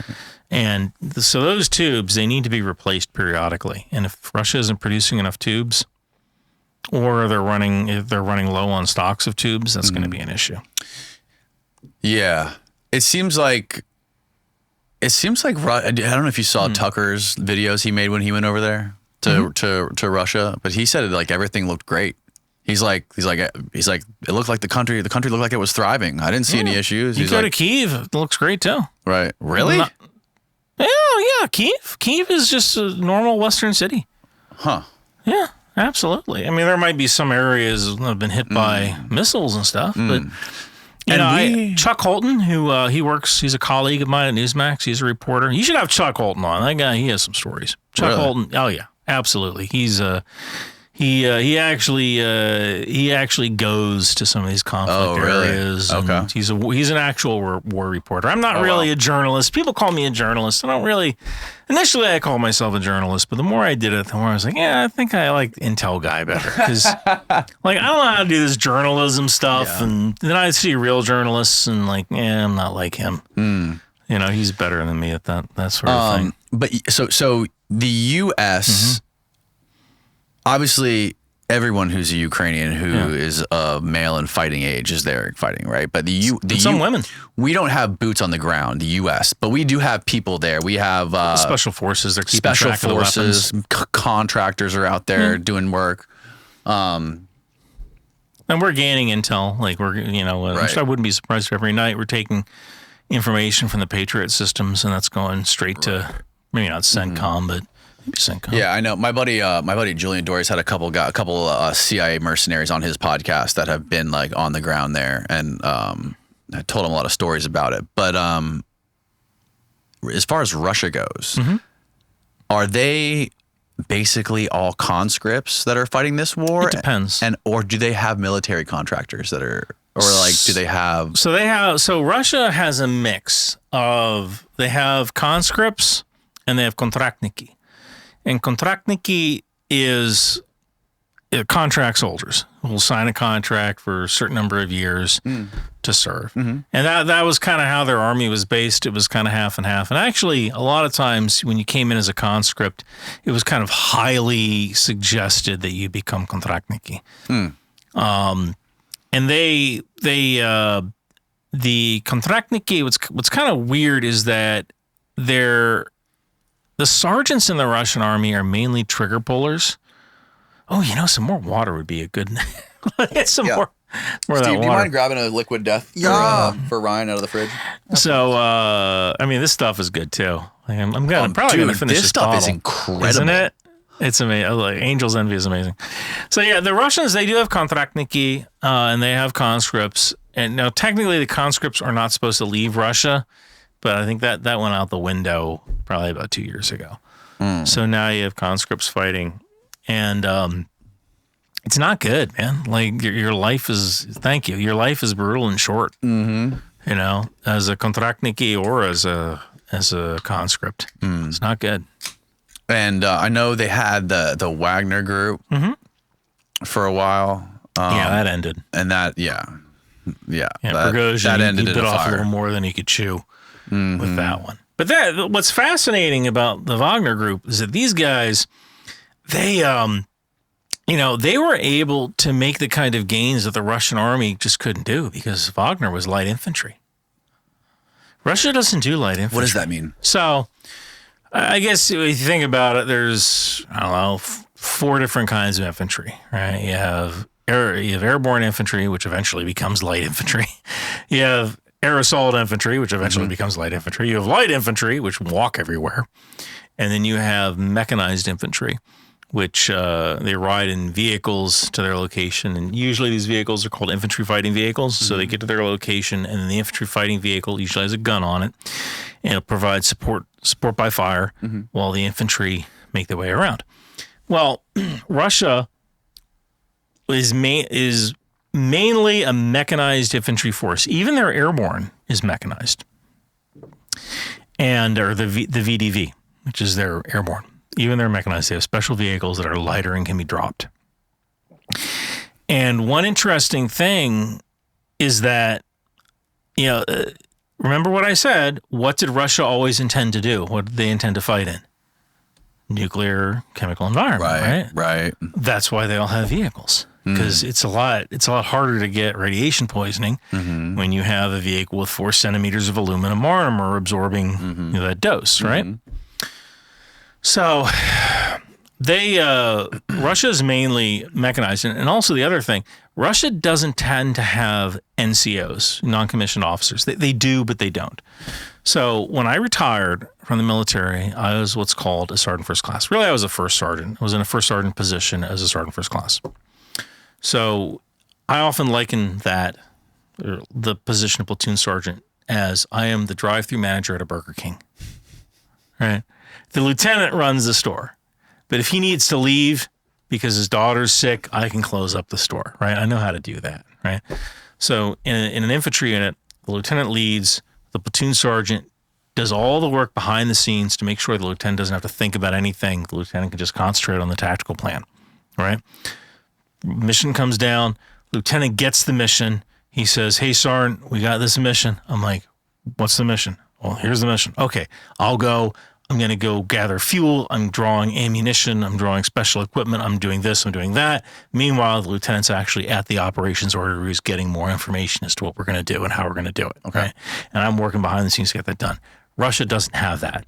Russia has a lieutenant. And they have no mid-level non-commissioned officer to kind of back the lieutenant up and help them out. They do have lower level junior NCOs. They do have those, Right. but they don't really have that. You know, in the U.S. Army, the lieutenant is the mommy and the platoon sergeant's the daddy, right? Right. So you need a mommy and daddy to take care of everybody, right? So Russia doesn't have that. Well, when you're a mechanized infantry and you're not going that far from your vehicle, you don't really necessarily need that because you're never moving more than 300 meters away from your vehicle. So you're always kind of under the control of the lieutenant anyway.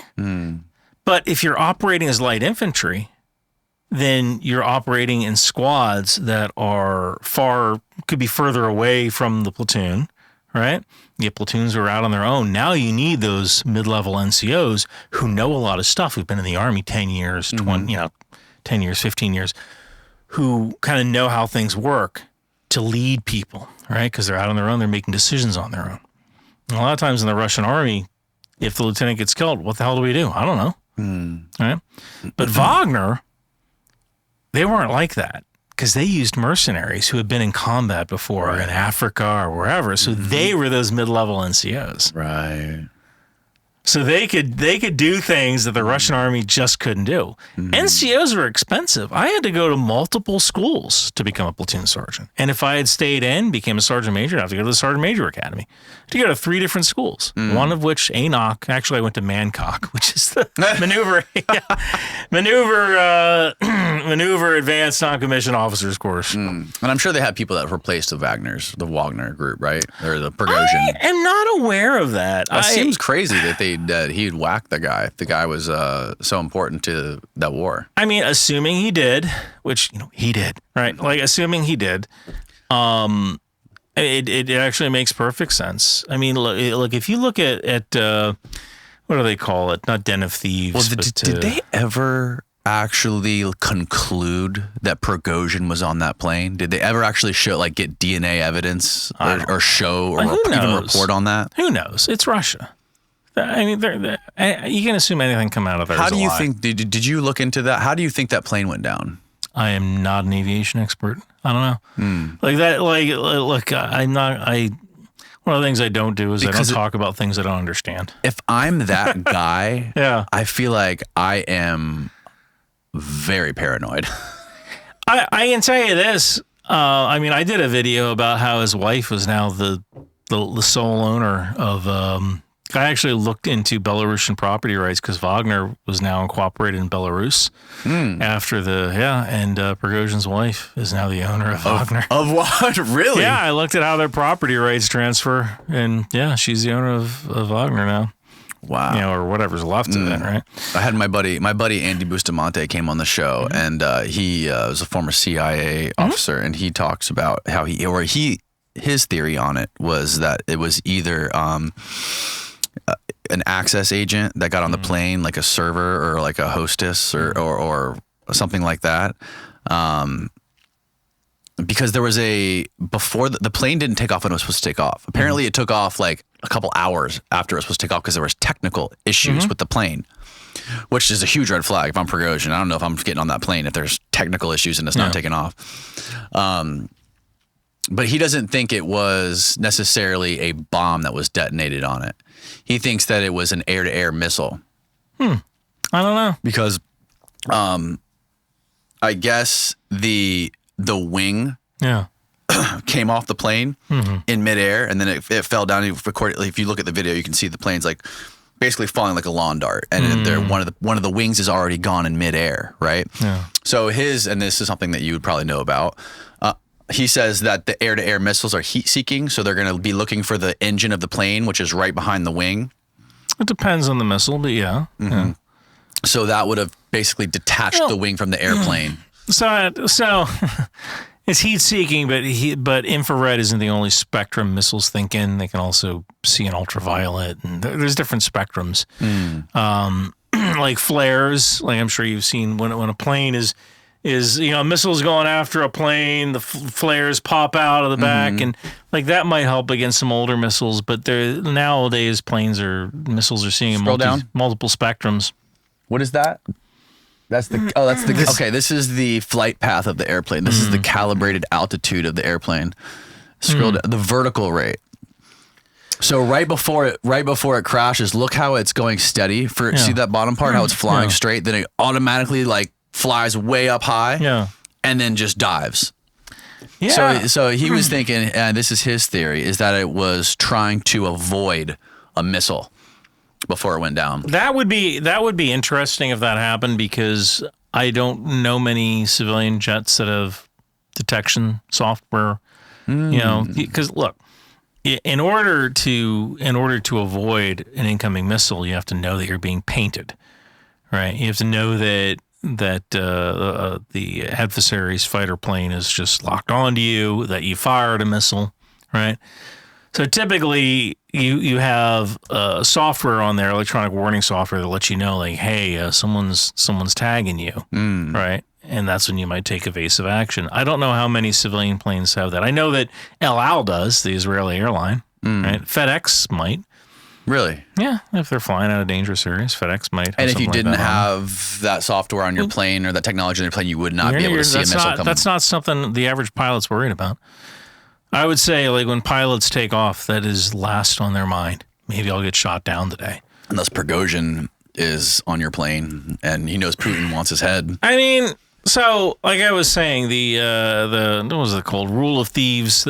There's this whole culture in Russia, this whole prison culture of how they treat people in prison, and thug culture, where, like, there's the person that sleeps by the toilet, who is I think they call him the rooster or something like that. But like there's, if you come at the king, you best not miss, right? And I think that if there's one consistency when it comes to Russia, it's that you should always count on the fact that Vladimir Putin is going to do whatever it takes to make him look strong, right? So he had to kill him. He had to. Like that's prison rules. Right. These are prison rules. Yes. Right. Yep. And Prigozhin was a criminal. Was a criminal with a hot dog stand. Who somehow made it to into Putin's inner circle, right? Putin's chef. So I would not be surprised if that plane was ordered to be destroyed, although the method of destruction, again, like, I couldn't speculate on that. Right. Yeah. What do you think the chances are that Putin ever tries to deploy any nukes, whether it be like a tactical nuke or a small nuke? Zero. There's not a lot of, so I shouldn't say zero. So here's my thing. So nuclear weapons aren't that useful. And I say that because, especially we're talking about tactical weapons, which is something that when you had Annie on here, like, she didn't really, Annie Jacobson, she didn't really get into the difference between tactical and strategic weapons. I think probably because she doesn't believe that there really is. But there is. Right. Well, she talks about in the book, she explains that there's this guy, one of the guys she based her book off, Billy Waugh, who is a CIA mercenary who he did a bunch of tests where they simulated deploying a tactical suitcase nuke. Suitcase bomb. Well, it's really the size of like a beer keg. You should call it a beer keg bomb. Okay. But yeah, if you actually look that up, it looks like Oh, really? Yeah, it's like a beer keg. It's not a suitcase, it's a beer keg. Yeah, you can look that up. Yeah, find that. The suitcase bomb, but it's a beer keg. It's really freaking big. Engineers actually had those to like destroy infrastructure. So back in the 1950s, 1960s, yeah. Oh shit, you're right. That's a beer keg. Holy cow! It's not a suitcase; it's a beer keg. No, not even close. So back in the 1950s, 1960s, we used gravity bombs, regular bombs dropped that were nuclear from planes like the Thunder Chief, the F-104. And the idea was that, like, all right, if the Russians are coming close to a bridge in West Germany, we need to knock that bridge down. We're going to use a nuclear weapon on that bridge. Why? Because you don't have to be that surgical. If you look at the Than Hoa Bridge in Vietnam, it took the U.S., I want to say, 7 years to destroy that bridge, the Than Hoa Bridge. 7 years to destroy that thing until it was finally destroyed. Like they finally dropped a span with the. They finally dropped the span with. I did a whole video on this. Yeah, they finally dropped that span with a laser-guided bomb in 1972. Wow. 1965 to 1972. That's how long it took them. And we had hundreds of sorties against this bridge. All right. Nowadays, Steve, can you turn that fan off? Nowadays we have laser-guided weapons, GPS-guided weapons. Thank you. It's a lot easier for us to destroy infrastructure. But back in the 1950s and 1960s, it made sense to use a nuclear weapon against something. Now, if you want to talk about today, there's basically two valid cases or two understandable cases in which you'd use a tactical nuclear weapon. You'd use a tactical nuclear weapon to stop an advance. Let's say the Ukrainian army's broken through your defenses. They are headed to the Black Sea or the Sea of Azov in order to link up or in order to cut you in half. It would make... Now, I'm going to invoke a special rule here. I call it the very bad things rule. Have you ever watched the movie Very Bad Things? There was so the movie Very Bad Things was about a guys at a bachelor party and the exotic dancer they invite to their hotel room accidentally gets killed. Oh, no. While they're partying with her. And Christian Slater has the greatest line I've ever heard in a movie where he goes, if you take away all of your morals and all of your values, what we have is a 105-pound problem that needs to be moved from point A to point B. So they move this exotic dancer, and then they suffer the consequences of regret, for the rest of their lives, right? But Christian Slater wasn't wrong, right? He wasn't wrong. So if you get in the mind of Christian Slater from Very Bad Things, you can go, a nuclear weapon is a perfectly valid tool to use on a unit that is breaking through your lines because it'll stop it like that. It'll stop that advance. So if, let's say, the Ukrainians break through and Russian forces just start collapsing and collapsing and collapsing, they will probably use a nuclear weapon. They could use a nuclear weapon, a gravity bomb, most likely delivered by a Su-34 bomber, on the advancing lines. It'll stop the attack like that.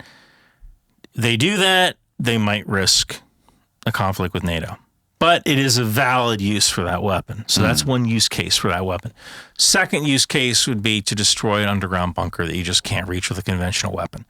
So the Iranians are building, they have their uranium enrichment facility. Bunker buster. Bunker buster, yeah.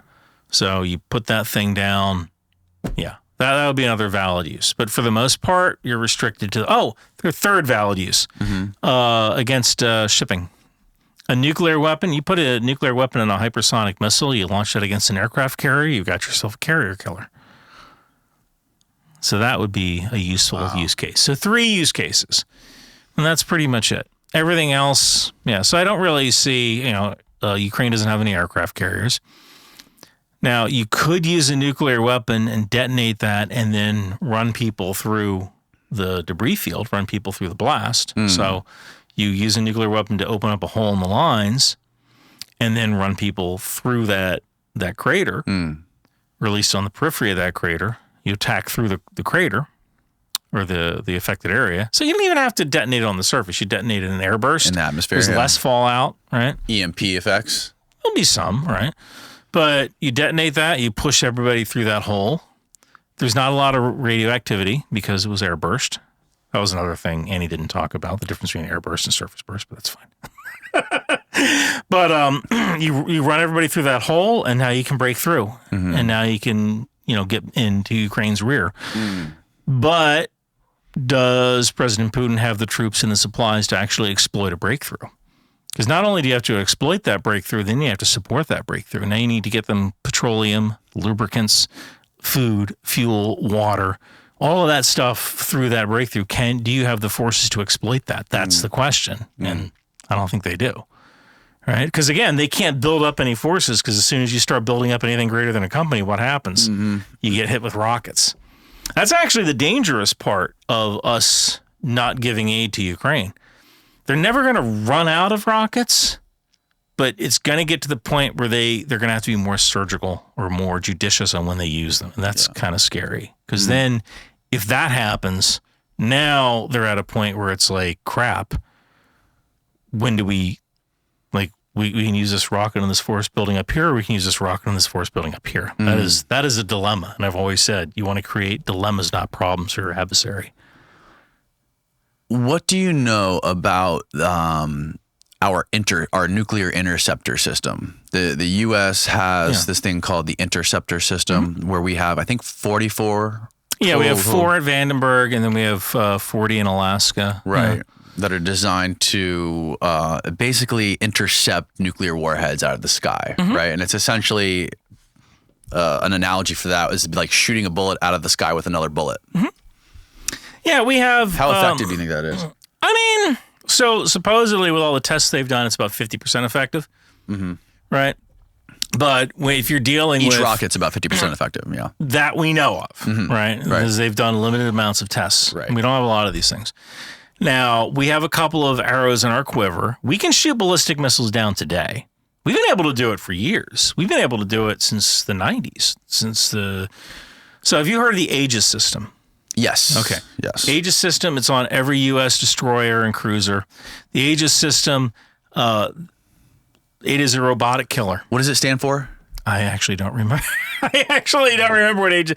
I don't think Aegis is an acronym. Just go to I think Aegis is. No, Aegis system, and then click on all. I actually think that Aegis is just the name of the system. I don't think it actually stands for anything. It's not an acronym? Okay. Yeah, I don't think. It's just a name for the American shield. Integrated Naval Weapons System, which uses computers and radars to track and guide weapons and destroy enemy targets. It was developed by the Missile and Surface Radar Division of the RCA and is now produced by Lockheed.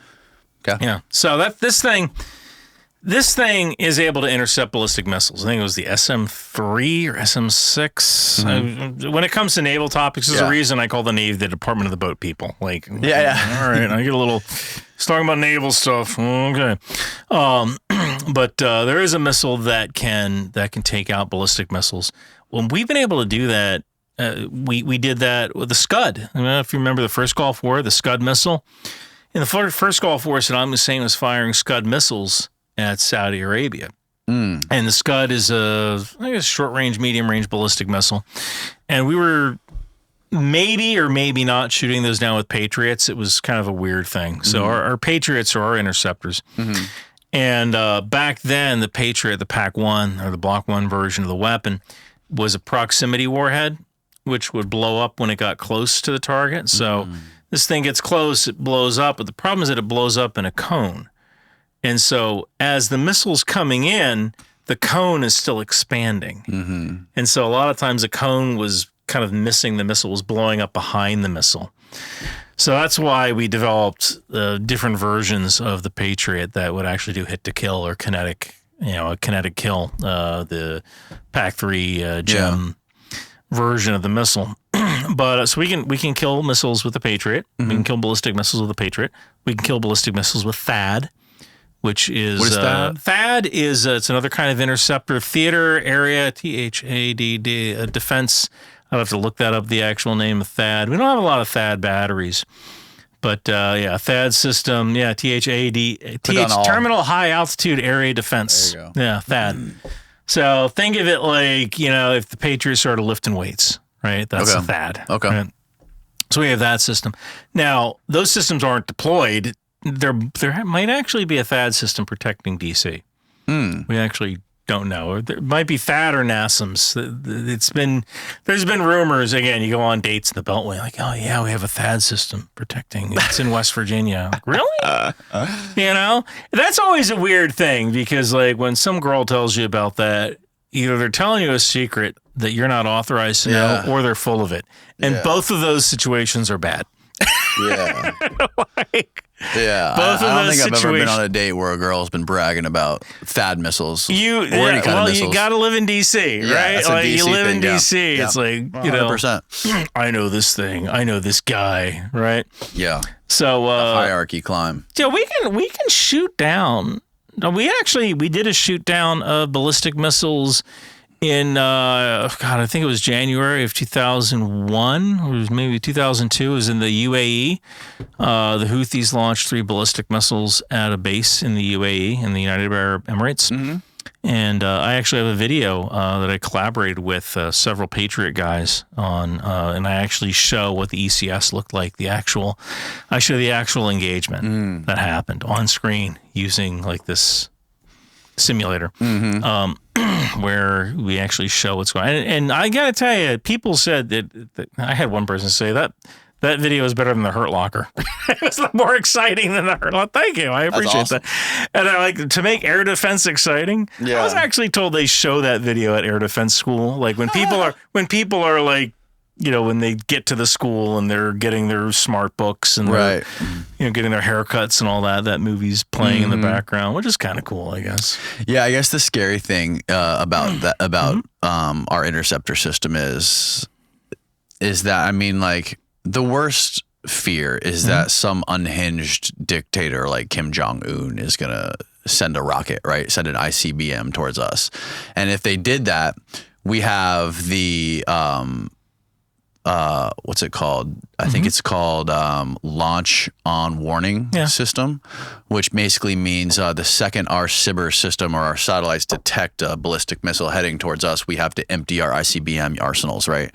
All of our missiles that are in silos in the Northwest. You're rolling your eyes. You're really making me go there, aren't you? Because I wasn't gonna come on here and make fun of Annie. Come on, let's do it. We gotta challenge this stuff. So for people at home who haven't read the book, essentially, did you read it? I read it. Okay. Yeah, I read it after watching your video, and I'm listening to it. So let me sort of articulate what she explains in the scenario. So, in the event that Kim Jong-un launches a nuke, ICBM, towards the U.S., we see it on our radars, and we have 6 minutes to launch our ICBMs, because we have to assume that the second someone launches the first missile, they're going to, well, first of all, the idea is no one sends one nuke. They send the mother load if they're going to incite a nuclear war. But the first missiles are going to strike our nuclear missile sites that cannot be moved, the ones that aren't on planes and the ones that aren't on submarines. So our most vulnerable nukes are the ones that are land-based in, like, I think it's Montana and the Northwest. So our launch on warning system that we have in place is that once we see the missiles up, we have to empty those silos, right? And we have to go strike back at them.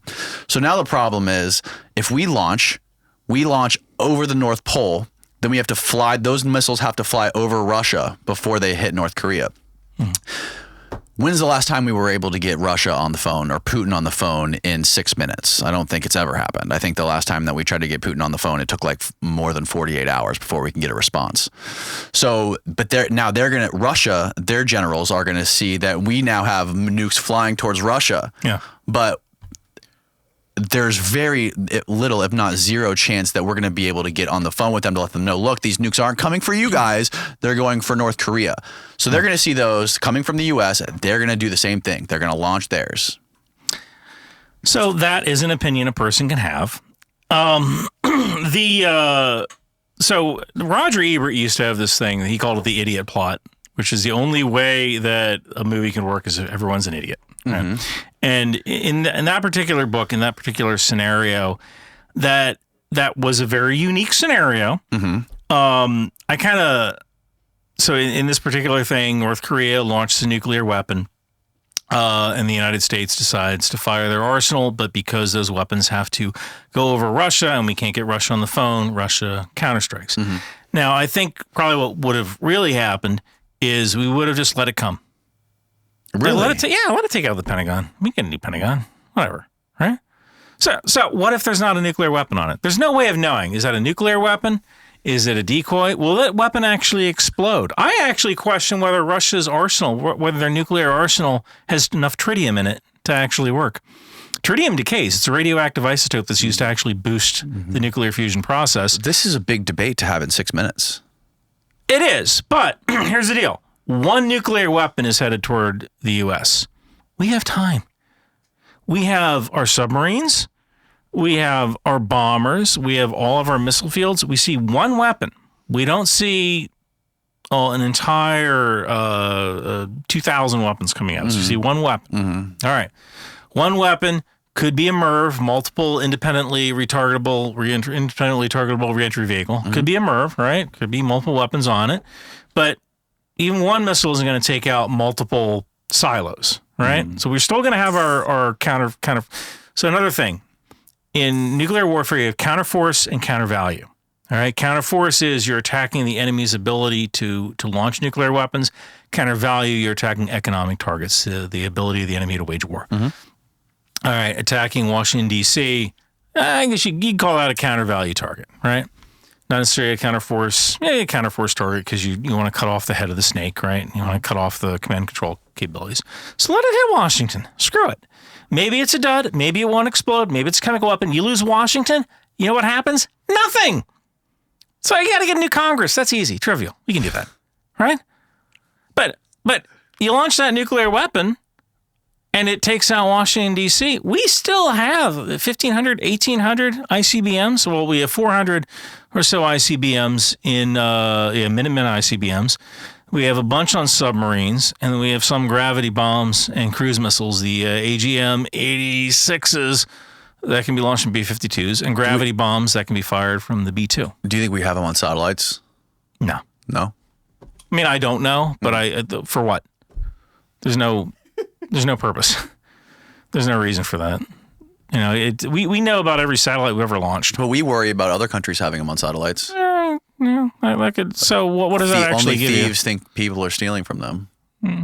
I mean, I don't really see how that gives us any kind of an advantage, having a weapon in a satellite. I mean, we have enough to boost stuff into orbit and explode them if you want to do an EMP attack. But so yeah, I mean, so there's that.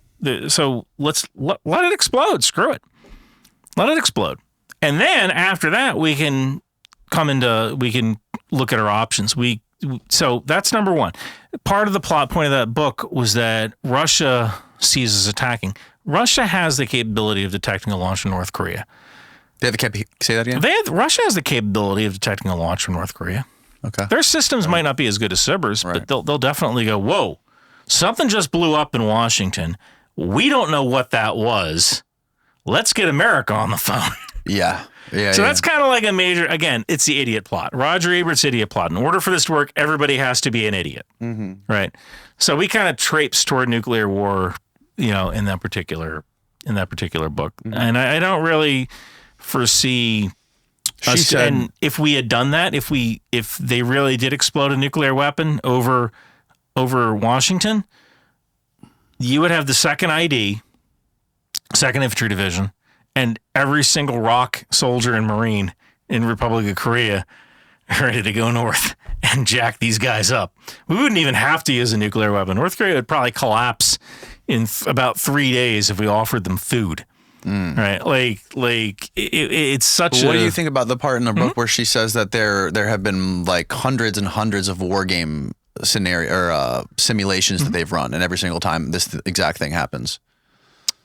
Well, just because you ran the simulation doesn't mean it's actually how it's going to work out. I mean, I can tell you, if I were the president, and I noticed, if I were the president, right? Like if I were the president, Ryan have McBeth National for Whiskey president. Day,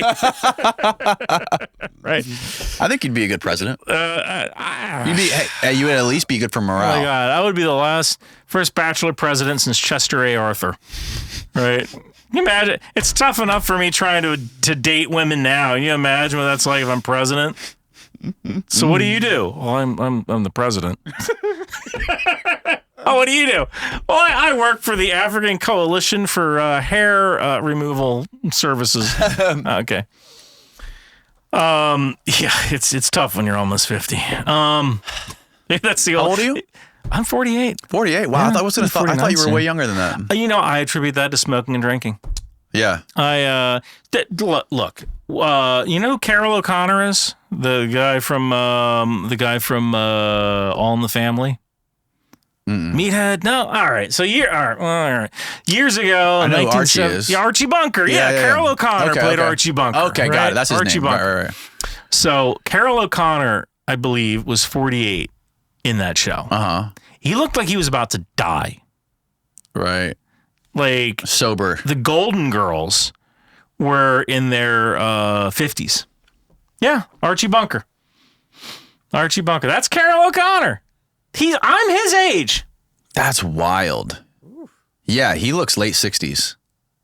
He looks like he's about to die. Look at him with a cigar. Yeah. I'm sure he was drinking a lot of booze and smoking a lot of cigars. Well, what's the difference? I run, I lift weights, I swim, I bike. Mm-hmm. How much of that did Carol O'Connor do? Yeah. I think we look different. Look at that. The Golden Girls are in their 50s. You know, they had all lost their husbands. All right? Like a 50-year-old woman today. That's wild. They were in their 50s. I met a woman on an airplane. She's in her 70s. I'm like, can I have your number? She didn't like what the hell, you know? Like I'm willing to do what I have to do, right?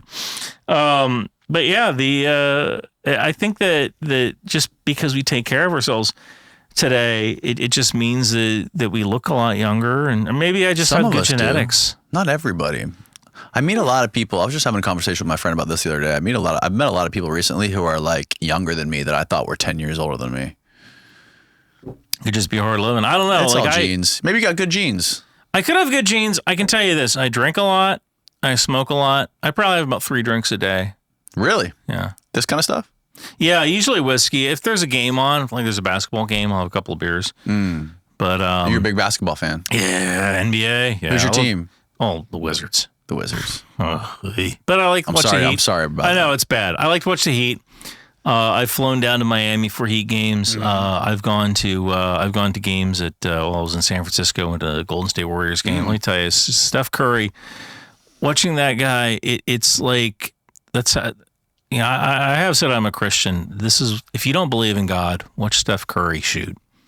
Like this man, he is unbelievable. He like God gave this man a gift, and I got to tell you, like watching Steph Curry shoot a basketball, it's like the golden ratio or something. Yeah. It's like that man is he is amazing. I haven't watched any basketball yet this year. I typically don't start watching till June. Oh yeah, in the playoffs. Yeah. There's just too many games. There's too much. So I mean, I like watching the Wizards. There's also a channel on YouTube I watch, Goated or the Goat, which they do recaps of basketball for the whole week. And I say I work between 13 and 16 hours a day, is there a game on? Right? Because I'll stop, I'll watch the game.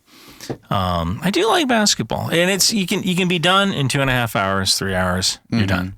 Right. It's not like football where you're there for 6 freaking hours and you gotta. Right. And I can't take college basketball. Like it's too many teams. Yeah. Although it was really neat seeing the WNBA kind of or the Caitlin. What's her name? Caitlin Castroneves. Was that it? I don't know. Law firm. I don't follow too much. Oh my goodness. This woman. She. I got it. Was it UConn that she played for? So we're gonna have people screaming at us. This woman. I was gonna say it's Caitlin Castroneves. So I'm praising her, but I barely know anything about her, right? But this woman's a really good player. And they got kicked out of the Final Four. I think it was UConn, and I forget the other team that played. Again, I didn't watch any of the games, but I watched some highlights. And she's a good player. To me, ball is ball. I don't care if it's college basketball, WNBA, NBA, women's college basketball. Ball is ball. I've been to a few Mystics games. They're good. Mystics are good. They're a good team. Watching Tasha Cloud and Elena Delle Donne, they're good. I think I was the only straight male there. Like, it was funny. Like I go to the game because I'm like, I'm going to do a Mystics game. I'm going to go. It's like lesbians and like straight women who played basketball. That was the Washington Mystics. And then me. Amazing. You know, like I'm the only guy there. And like you go into the team store and like a lot of their merchandise was rainbow logos. Really? So I'm gonna buy a Rainbow Mystics logo. I'll rock my pride. I'll rock my pride with the Mystics. You drink a lot? No, I never drink. I love drinking. I like drinking too. Like I seriously, I love whiskey. When I do drink, I'll either drink whiskey or I'll drink tequila. I like the Casamigos tequila. I'll drink it straight because I don't like mixed drinks and I hate beer. Yeah, beer. I mean, you're a big Ultra guy, right? Mick Ultra. I do. When I'm watching the game or something like that. I mean, it is. I like the taste of it. Like I've never been like on craft beer. You know, would you like some honey brown winter wheat? No. Like, it's like, dude, it's so thick and like it's like drinking bread. Yeah, I don't like that stuff, but. I don't know what it is about rye whiskey, especially this Angels. It is so That's the good. best shit I've ever had. I think It's that beats the excellent. Basil Hayden. It's excellent. And you know, the other thing about this, I think I told you, I have about 3 drinks a day. Usually I have one with my breakfast. I don't eat breakfast until like 12. I usually skip I skip my morning meal. You're intermittent faster. I guess so. I mean, it doesn't seem to help, but like I don't eat until 12. I like to work out fasted, you know. And That's the best way to do it. typically, so I haven't really eaten today either because I like if I do an interview, I like to do it fasted. A little bit sharper when you have a full belly. I don't know why that is. It's because your body's not using energy to digest food. Easy for you to say. All your energy is going towards your brain. When Maybe there was a food. basketball player, I guess about 2 years ago, who was a Muslim. I think it was during the pandemic, and he was Turkish. I can't remember his darn name, but he, the nutritionists. I think I know who you're talking about. Yeah, the nutritionists for the team he was on, I think it was the Rockets. They like came up with like a meal that he could eat at 4 a.m. before the sunrise, so that he would have the energy he needed during the day. Like he had all the nutrients in it, because he wasn't eating during the game, wasn't drinking during the day. He said he felt sharper, but I thought that was interesting. Yeah. Like, I know LeBron. In the past, he's during playoffs times, he cuts out all sugar and most of the carbohydrates out of his diet. He eats a mainly meat and protein diet. No carbs, no sugar, none of that stuff. I I buy that. The carbs are delicious, especially pasta. Carbs are so delicious, man. Pizza. They just make pizza. you like, bleh. They make you so slow and especially like me specifically. Like anytime I eat carbs, I just like, I feel like I'm walking through sludge. Everything is so much slower. I just feel so much more tired. I eat a lot of like my standard go-to meal. Like I'll go to Wegmans. So not everybody knows what Wegmans is, but Wegmans is a. You're from Jersey, right? Yeah, originally from Jersey, but Wegmans is a Pennsylvania-based what do you call it? A supermarket chain, but they have some in Maryland now too. And Wegmans, you can go get Flatiron steaks. So I'll get like a couple of Flatiron steaks. So like literally every night I'm having steak, broccoli, and some kind of form of shrimp. Like steak, broccoli, and breaded shrimp. And, you know, usually for breakfast, which is really lunch, 2 eggs, a couple pieces of bacon, maybe some sausage, toast. And, you know, that keeps me full until dinner. And I don't really snack. Like, I mean, like sometimes like I play a character that eats Doritos. But I saw that one. Like, yeah. But the odds of me, because one of my problems, if I have a bag of Doritos and I open that Doritos bag, there is no more Doritos. Like I'm eating the whole bag. Way. So usually I'll save that for like a Saturday game. I'm like, I'm gonna eat this bag of Doritos. It's gonna be on a Saturday when I've done a long run. Yeah, it's still gonna make me fat, but you know, screw it. I'll watching the game, eating Doritos, drinking a beer. That's a good freaking day. Yeah. The beer, I mean, you could have the best diet in the world, but the alcohol and the booze, I mean, that just like is nuking your system, man. Maybe. But it's worth it. It's worth to it. me it is. Like I typically after breakfast, so 2 eggs, bacon, maybe some toast, orange juice. I take a pill, I take a multivitamin, I take fish oil. And then I'll usually have a drink and a cigar. And then I actually usually start my day around then, believe it or not. So typical Ryan McBeth day, I'm usually up. You're an early riser, aren't you? Yeah, between 4 and 6. I'm up. Between 4 and 6. Military did that to you? Maybe. Could be. Typically, I'm up between 4 and 6. I check my email and make sure if there's anything actionable. Like, do I need to get this out right now? Yeah. Sometimes I'll do a short video. And normally I'll just drink coffee until I have to go to the bathroom. Then I'll go to the bathroom. And I'll go running or I'll lift weights or whatever. And then I'll come back. I read the newspaper. I read the Wall Street Journal cover to cover. This is work. Cover to cover? Yeah. Yeah. I mean, like the Wall Street Journal skip online? some stories. Yeah, online. Right. Like I might skip some stories, but I'm reading the whole thing. So you just want to be as informed as you can possibly be. And then I read the New York Times cover to cover. What? Yeah. And are you a speed reader? Maybe. How do you? I don't know. I just do it. I get on my computer and I start reading. Wow. How long does that take you to read all this shit? Probably about an hour, maybe a little bit longer. Good Lord. But it's an investment because like the Wall Street Journal is a good source of information. New York Times less so, but they have things that the Wall Street Journal might not necessarily have, right? And now I also read Haaretz, which is like an ultra-liberal Israeli publication. But Haaretz, they have some of the best graphics. And one of the nice things about Haaretz, I'm pronouncing it wrong, Haaretz, is that they, I initially subscribed to them because they had really good descriptions of all the casualties of October 7th. So like it was the best, some of the best stuff I've seen on like what each person did, where they were, Wow, and so on. So I won't read Haaretz cover to cover, but I will like look over them to see what the Israeli left is thinking. And then I answer all my emails. And there's usually about 50 to 100 emails. you have kids? Be the worst father. Can you imagine? Can you imagine being like, I would be a great uncle. Like, you know, Daddy, I need my medicine. Not now. I'm finishing this drink. Like, that's just not. Yeah, that's not. Oh my God. You can't even imagine that. Yeah. Like, that would also entail a woman would have to perform the physical act of love with me that would actually generate you a don't child. got me in trouble with that, man. It's a lot harder when you're in your when you're almost 50. You're a smoker and you live in Washington D.C. and you're a gun owner, right? It's like, oh, you're a gun owner. My buddy Julian, shout out to Julian Dory, sent me this photo last night. He's from Jersey, okay, and me and him always make fun of each other. I make fun of him for being from New Jersey. He makes fun of me for being from Florida. He sent me this. I'll show it to you. Growing up in this part of the U.S. is elite. And anywhere else is mid. What do you think about that? I mean, depends. He thinks I people don't really have an opinion on He thinks that. people who grow up in Washington, Jersey, New York, Boston, they have way more character than anywhere else in the world. Probably have more character. That doesn't necessarily mean we're. And look at me, I'm a character.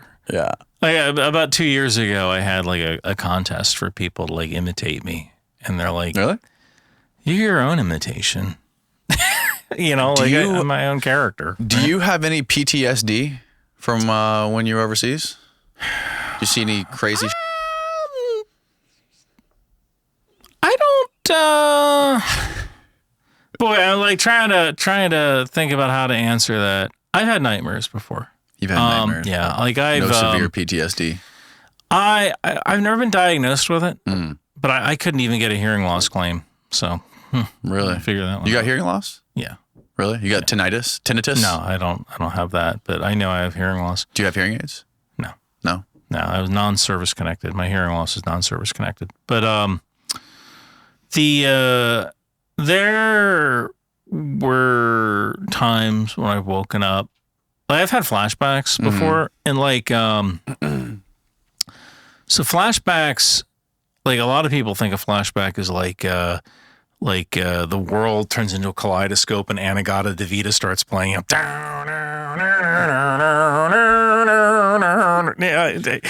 Maybe that's the case for some people, right? But for me, if you remember, like in high school, there were those old acetate overhead projector slides. You know, those clear slides that you'd put on a projector, and it's almost like the real world is one kind of slide, and then someone else puts a different slide over top of it, and that's the flashback, and then they take it away really quick, and you're like, what the heck was that? You know, what that? How did I just see that? Like, how was that there? How was that possible? Like, I once Subconsciously. yeah, like I once was talking to someone, and it was a buddy of mine, and I mean, it was a girl, but it had his face, and it was really weird. And it was just there for a second, and I like, you know, was like, what the hell is going on? So that's what it's like for me. I've never been diagnosed with PTSD. That's, I don't know. Maybe I'm a sociopath, but I don't think like I did anything that hard. I just drove down a road. Like, hey, drive down this road. We want to see who blows you up. Ooh. like that's kind of the, I was never a door kicker. Yeah, heavy weapons or weapons company. You're like, all right, hey, drive down this road. We need to go up to Taji. We have to pick up the commander's lucky tent peg. So you do a convoy up to wherever. And like, I was never in the kind of like house to house, door to door fighting where you're in people's faces. And, I got mortared, but everyone got mortared. Eventually, I don't want to say it becomes normal, but I'll tell you this, I haven't been in combat compared to Ukraine. I haven't been under the kind of shelling like I've been under.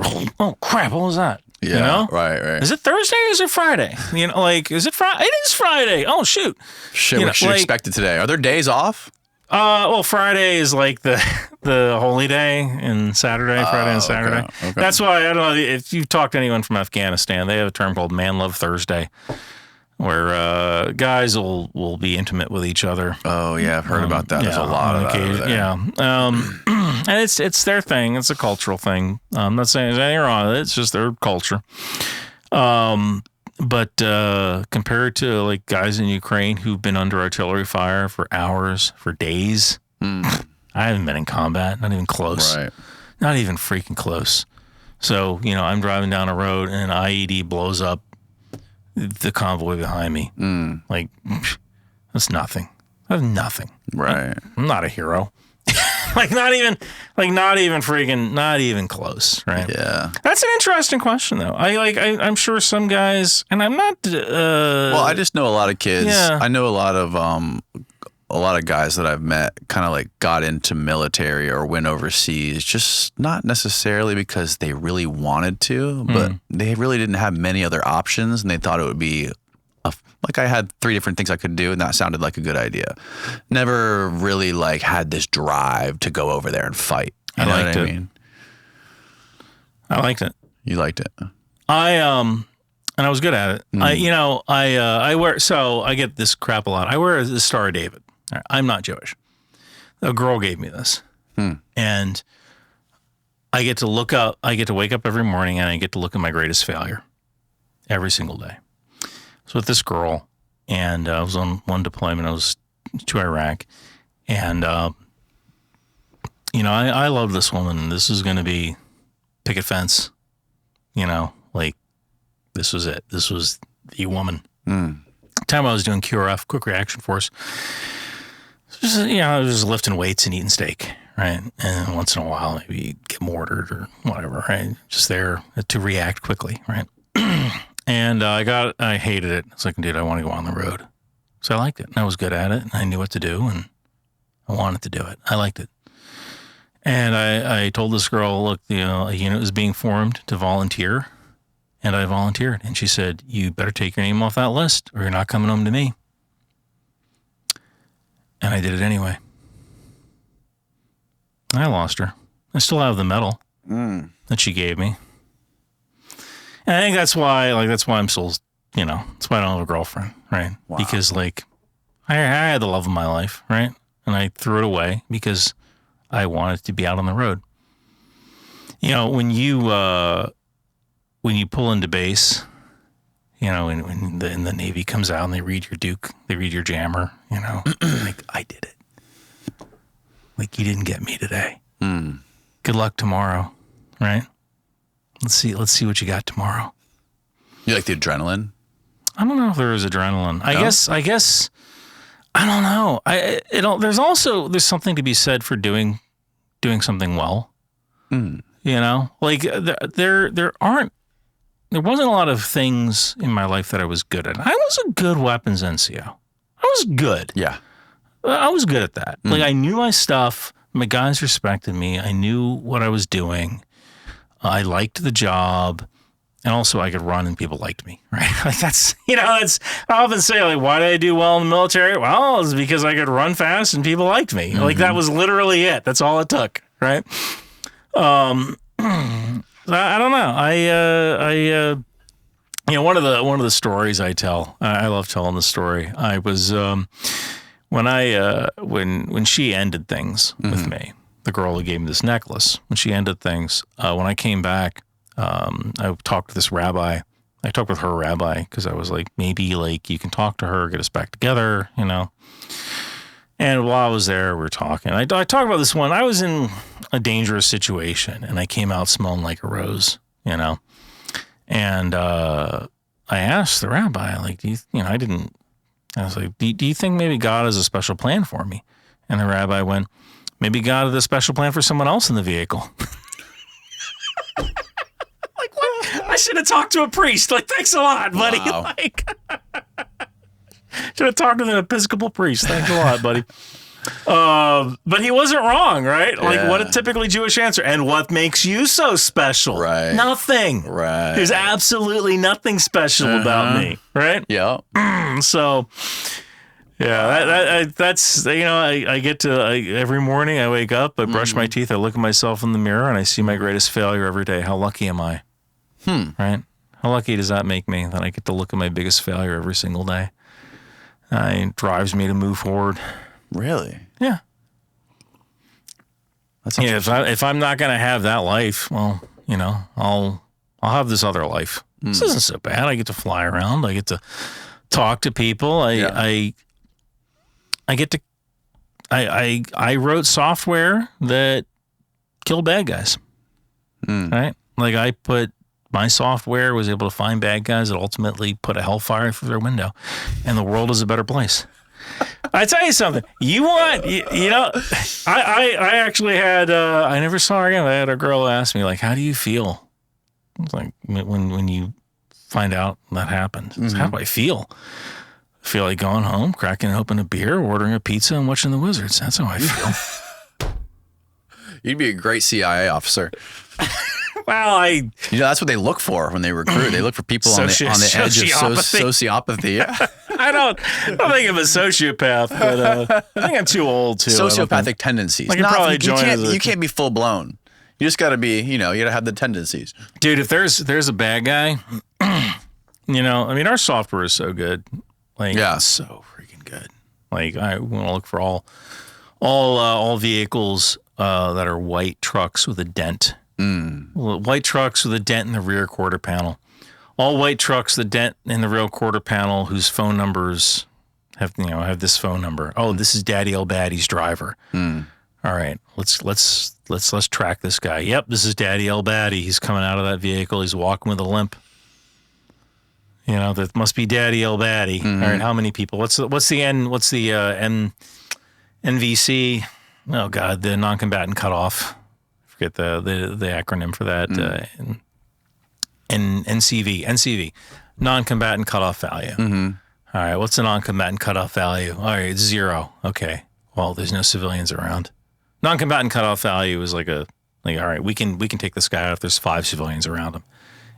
NCV of 5, NCV of 10. All right, there's 10 civilians around him. We can take him out. Anything more, we have to go up the chain. Right? Really? Yeah. I mean, look, you got to do it. Yeah. Right? It's Daddy El Baddy.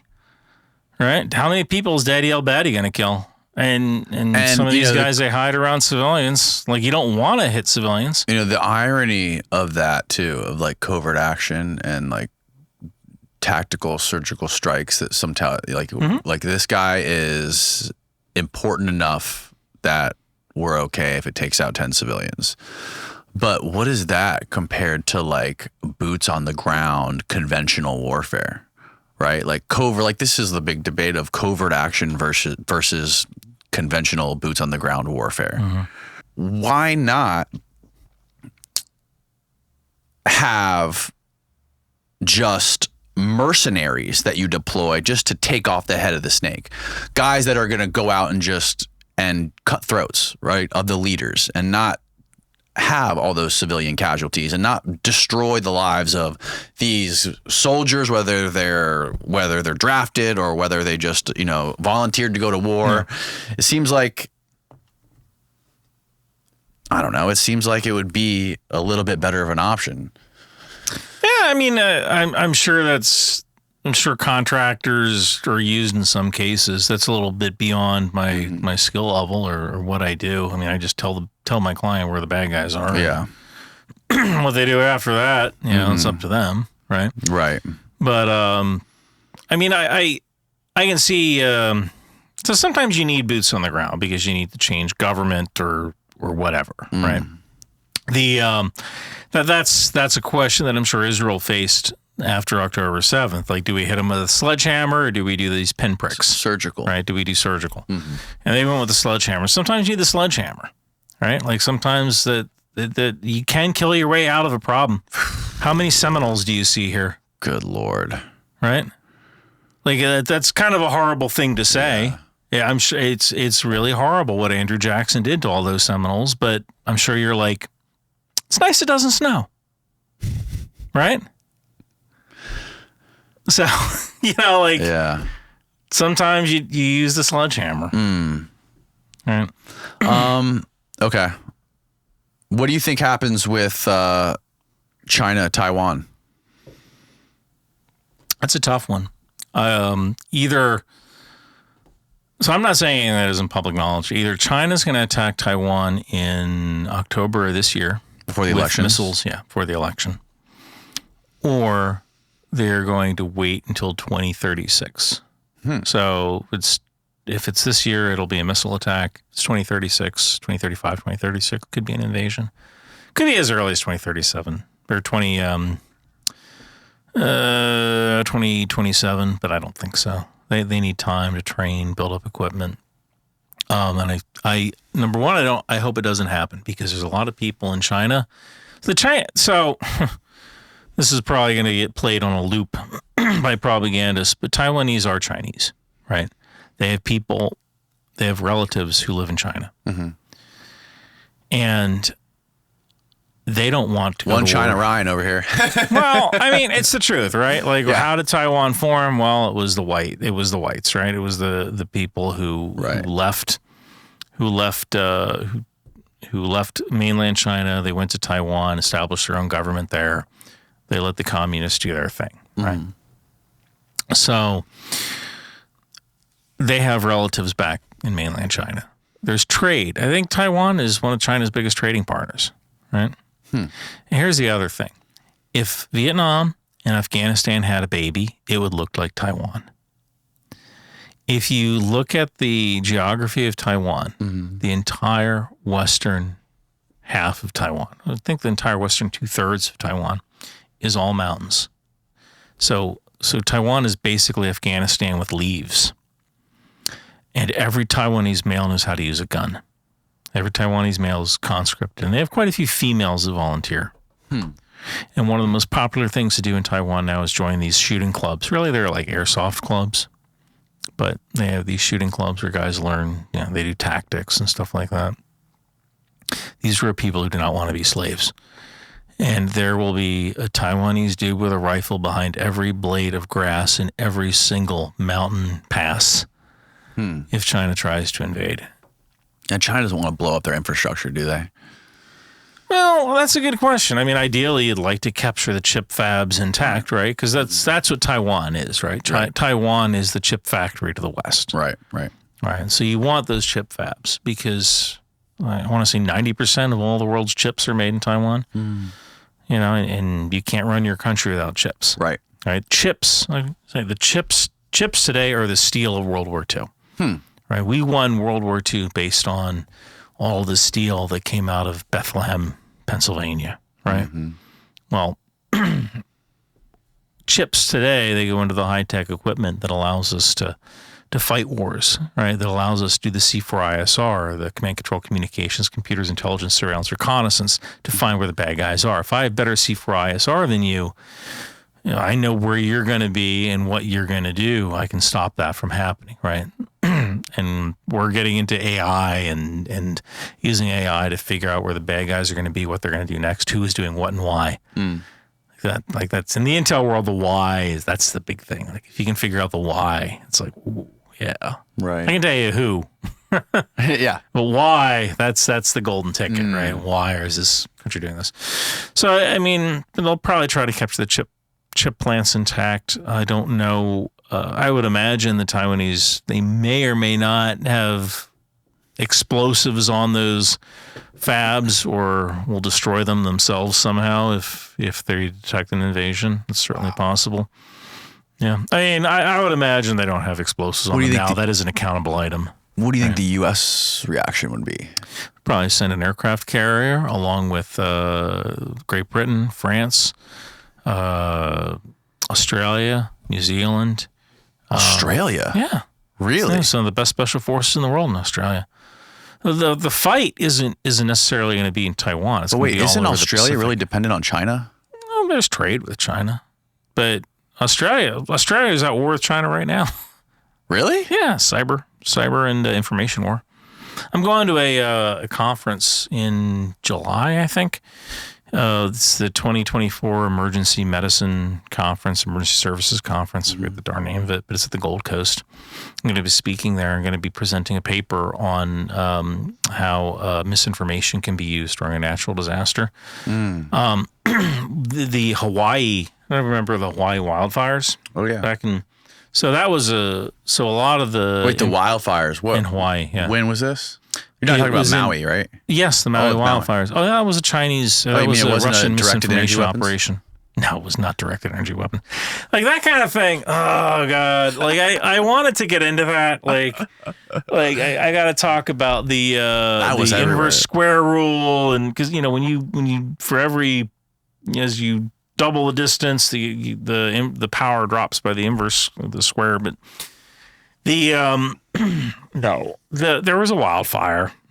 But one of the things that Russia did was they started to push this narrative of people are only getting $700 in payments, and they were, but those are the initial payments. Like FEMA was, you lose your house, FEMA gives you a $700 gift card and says, come back tomorrow, use this $700 gift card to go buy clothes and get a hotel room, and tomorrow we fill out your real paperwork. Right? Okay. But brainiacs like Tulsi Gabbard, a woman who I can't even fathom how she still has a security clearance, she goes on Joe Rogan and says, like, oh, well, we're only giving $700 to people in Hawaii. Like, I have to fight that, right? A woman you should have on here, Carolyn Orbueno. This woman is amazing. She fights disinformation. She's the real thing. I'm a celebrity. Carolyn Orbueno is the real thing. She has a blog called, or a Substack called Weaponized Spaces, weaponizedSpaces.substack.com. She gets into a lot of how misinformation works and the misinformation actors. And she's a PhD, Dr. Carolyn Orbueno. This is alcoholic Ryan McBeth, right? Compared to Dr. Carolyn Orbueno. Yeah. She does a lot of good stuff with that. But how did I get onto that subject? You said something about Russia using disinformation. Yeah, Russia used disinformation in Hawaii on wildfires. So I'm actually going to this conference in Australia. Australia is at war with China right now because they put out disinformation to try to discourage people from trusting their government. A couple of days ago, there was a stabbing, like a mass stabbing. Where? In Australia. Okay. At the I saw Bondi that. Mall. I saw that. Yeah, I did a video about that. And, in China's watching that because they're looking at that going like, okay, when we invade Taiwan, how can we use misinformation and disinformation against the Australian people to convince them not to fight or to say, hey, let's have protests saying like Taiwan has always been Chinese, right? I said TikTok is a weapon. Just a couple of days ago, there were people who shut down the San Francisco Bridge, shut down SeaTac Airport. Yeah, I saw that. You know what else can do that? A missile. Mm-hmm. TikTok is a weapon. That is a weapon that can be deployed like a cruise missile to take out a bridge. The only difference is that Not the just bridge, TikTok, all social media platforms, YouTube, Twitter, they can all be used as they weapons. can. The only difference is that I can subpoena the chairman of Google. I can't subpoena the chairman of TikTok. Well, TikTok is mainly owned by Americans. I am not familiar with that. So TikTok is owned by a company called ByteDance, which is out of China. ByteDance only has a very small share of TikTok. Can we let's do let's find we'll this out. get to that. Let's find out who actually owns TikTok. Can you find out the breakup of the shares? All right, let's see what we got here. Say who like a breakdown of TikTok ownership. Who is the owner of TikTok again? Cool. TikTok, okay, this is from CNN. So take that for what it's worth. TikTok is ultimately owned through a complex multi-layered corporation structure by ByteDance, a privately owned technology giant. The app is owned by TikTok LLC, limited liability, incorporated in Delaware. Okay, incorporated in Delaware, based in Culver City, California. So can we find out who because there's a board of, who's on the board? What is this? I know it's on Wikipedia, but Yeah, and Douyin is known as. TikTok. Chinese internet entrepreneur who founded. What percentage? So Zhang owns 50% of ByteDance's shares. Ownership. I can tell you this. Percentage Chinese. TikTok. Wait. TikTok has said around 60% of ByteDance is owned by institutional investors, including U.S. giant BlackRock. ByteDance's founders have a 20% stake, but the remainder is held by employees. According to TikTok, incorporated in the Cayman Islands. Well, this says incorporated in the Cayman Islands. Oh, ByteDance is incorporated in the Cayman Islands. Is also lists General Atlantic among its investors. Okay, so it's just kind of a mix of a whole bunch of people. Well, a lot Can of you find out multinational corporations are What like that. percentage of TikTok is owned by U.S. investors? Yes. I'm actually not familiar with that. I didn't know that that was a public company. Yeah, according to a release published by TikTok last May, around 60% of ByteDance. This is exactly what we just read. Yeah. Go down. Who is a majority? Majority stakeholder. ByteDance. Okay. See, it's so hard to find it. Yeah. Well, I can tell you this: any Chinese company, it has to be 51% you should be able to owned find by China, by Chinese investors. So I understand parent that. company. I understand that. That's actually a huge problem with That's actually a huge problem with investment in China, because once you agree to manufacture things or sell things in China, you have to partner with a Chinese company. And they have to get 51%, and they steal all your IP. Right. And that's gone. Right. So, So my understanding is, and Steve, I don't know what else you can find on here. You're going to probably have to dig. But my understanding was that the majority of TikTok was owned by U.S. shareholders, and it's a U.S.-based company, and there is a U.S.-based version of TikTok. In China, it's Douyin, but it's owned by ByteDance. Yeah. Right. So there is a ByteDance America.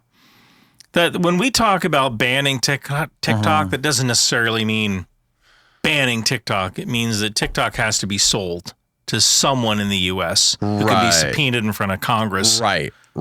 That's kind of the issue. And that is our version of TikTok, right? It is owned by the U.S. and the owner can be subpoenaed. Yeah, and it's not like there's like this idea that our TikTok is just China controlled, but that's not the case. China is almost definitely getting all the data. Like without a doubt, they have access to the data, or they're setting orders down. I mean, if I can tell you this, the scary part about something like TikTok is that if China does invade Taiwan, they could just flip a switch and the next day say, "Hey, listen, you're not allowed to have any pro-Taiwan videos on American TikTok anymore." Now, maybe some people will say, like, "Oh no, I'm not gonna allow that to happen," right? But look, when your job's on the line, you got kids you got to put through college. What are you gonna say? What are you gonna do, right? That's kind of the scary part for me, that we've allowed a weapon system to infiltrate this country. But I can tell you this, that there are people who've been radicalized against Israel via TikTok. I mean, anti-Semitism is cool. It's not cool, but they think it is. Like whenever you hear the word Zionist, just replace it with the word Jews. I can tell you some of the things I've seen people say. It's kind of crazy because it's almost like people can get very dark, and أنا كلام Arabic. I can speak a little Arabic. I talk like an Egyptian, which is better than walking like an Egyptian or driving like one. And, I look at, I have a lot of sympathy for the Palestinians. And anybody who actually watches my videos knows that I do, because I criticize the Israeli army all the time. Like, you guys need to get your crap together and do things the right way, But I look at TikTok, where it's almost cool to be racist as long as the person you're fighting against is a Jew. And that should be terrifying, because that's not what America's about. We're not about hating each other for the religion. Like, I don't care if you're a Muslim. I don't care which God you worship, what day you go to the day you go to church, right? That's not what America's about. And I think we've let this company come into our country and divide us. And a lot of the people who protest against Israel, they didn't hear of Gaza until relatively recently. Right. They couldn't find it on a map if you paid Couldn't find it on a map. Right. But it's cool. And I did a whole video about how I would actually shut down the Beltway. And I could shut down the Beltway for about... What's the Beltway? The Beltway is this ring road that surrounds Washington, D.C. It's called 495, the Beltway. Or the term Beltway bandits, right? Like, a lot of guys, anyone who works for a contracting company in D.C. kind of knows what I'm talking about. There's always a guy, and he's a project manager. He has a PMP, project management certificate, and he just drives in circles around the Beltway, hitting every single contracting site, around the Beltway, having meetings, and you wonder, what the hell does this guy do? He drives around in circles in the Beltway having meetings, right?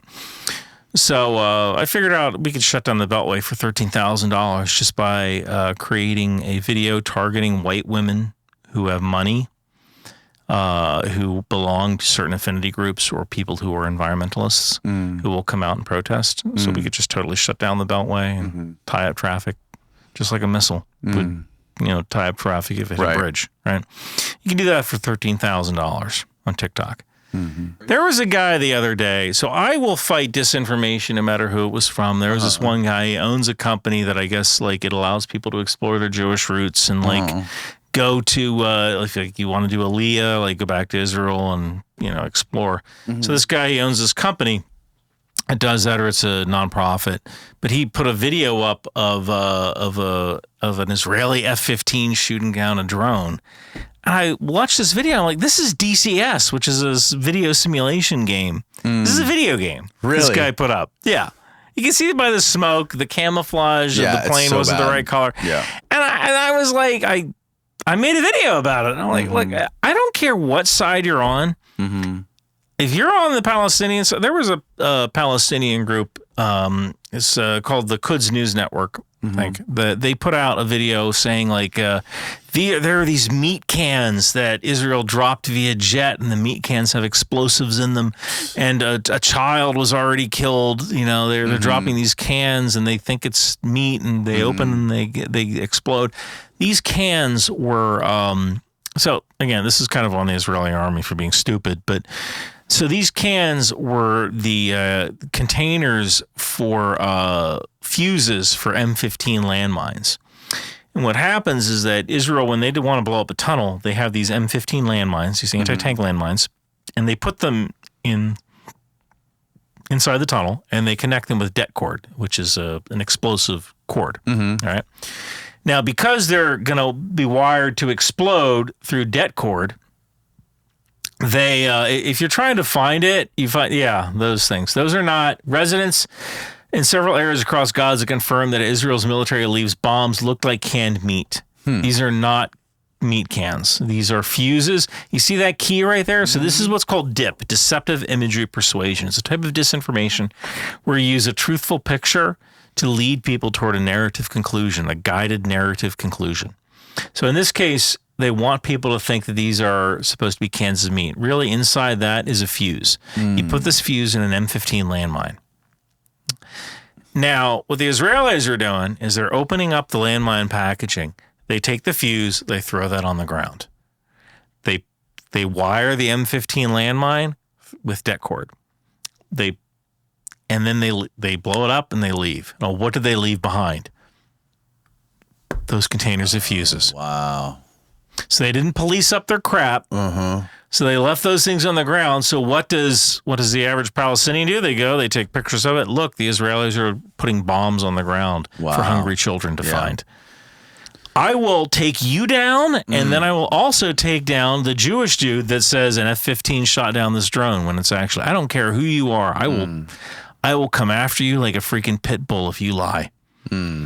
Like I'm It's only messy, one man. dude. It's messy. It's hard. And what's funny is I would say probably about 25% of the emails I get every day are like people saying, is this dip? Is this deceptive imagery persuasion? Really? And then I got to go look like, yeah, this is deceptive. Or no, they're actually really doing this. This is actually true. Yeah. Yeah. Like, hey, man, it's hard. I mean, look, everything is influenced by it. Not just TikTok, but YouTube is. I don't know how much Twitter is now, but I mean, who knows what Elon's, what kind of axes he has to grind. But, demonetization is a way to get people to self-censor. You've seen it. I've seen it. Yeah. I thank God for Substack. If it wasn't for Substack, I wouldn't be able to pay my bills. Really? Oh, yeah. How often do you post on there? So everything I post on YouTube, I also post on Substack. What's kind of nice about Substack, RyanMcBeth.substack.com. What's kind of nice about Substack is that, whenever I post a video, Substack sends out an email, so I'm not relying on YouTube's bell. It's like Patreon kind of. Yeah. Okay. Yeah, but I actually have a Patreon, which I got because I found out people were going on Patreon pretending to be me. Oh, wow. So I got a Patreon and just didn't use it. Right. Like just so people couldn't scam other people. But I wanted to give people a dollar value. So I set the price for my Substack at $5. You can get it for free. If you want to support me, give me $5. And that $5 that gives you access to is like if you ever have a class you have to do. If you're in the Army and you have a class about like I need to do a class about the Houthis, boom, I got a PowerPoint right there. Oh, that's amazing. You just take that PowerPoint, download it, and now you got a class. Oh, that's incredible. There's another YouTuber, a guy named Preston Stewart. Preston Stewart is amazing. He is an officer in the reserves. I believe he's a major now. And Preston, so what I do for NCOs, he does for officers. So we kind of war gamed this. I believe on YouTube there's enough cake for everyone to eat. I think there's plenty of good content creators. I can talk about Jake Bro. I can talk about T-Sply. I can talk about Mandatory Fun Day. There's so many good creators out there that I can look at Preston Stewart and say, you know what? You should follow Preston Stewart if you're an officer and you kind of want to know what's going on in the world. If you want to know about weapons, that's Ryan McBeth. And there's like, he definitely has a role to play. Yeah. And so like he's kind of taken over that whole, like, if you're a lieutenant in the Army and you want to know what's going on in the world in like a daily briefing or find out about like, hey, this is what Nigeria's army is dealing with right now, Preston Stewart all day. He's cool. A perfect, he's a great resource. If you're an NCO, amazing. Ryan McBeth. Cool, man. Ryan, we just did a 4-hour podcast. 4 hours? Yeah.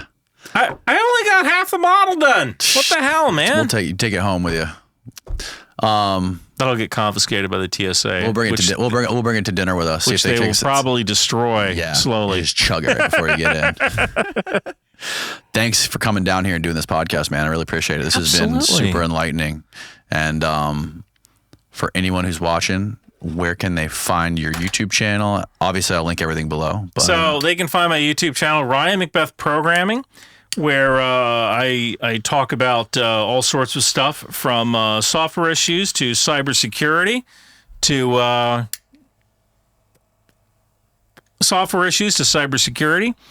to what's going on in the world, to different kinds of weapon systems, or RyanMcBeth.substack.com. You can also follow me on Twitter at Ryan McBeth or on Instagram at The Real Ryan McBeth, because there are a bunch of people who try to pretend to be me on Instagram. So I am available. You can just Google Ryan McBeth, I'll pop right up. Beautiful, man. Thanks again. Yeah, it's been great. I had a great time. I really enjoyed this, man. I didn't even know 4 hours. My God, 4 hours. We got to finish this bottle. We'll finish it. I don't even finish a cigar, man. Woo! It's delicious. Good night, world.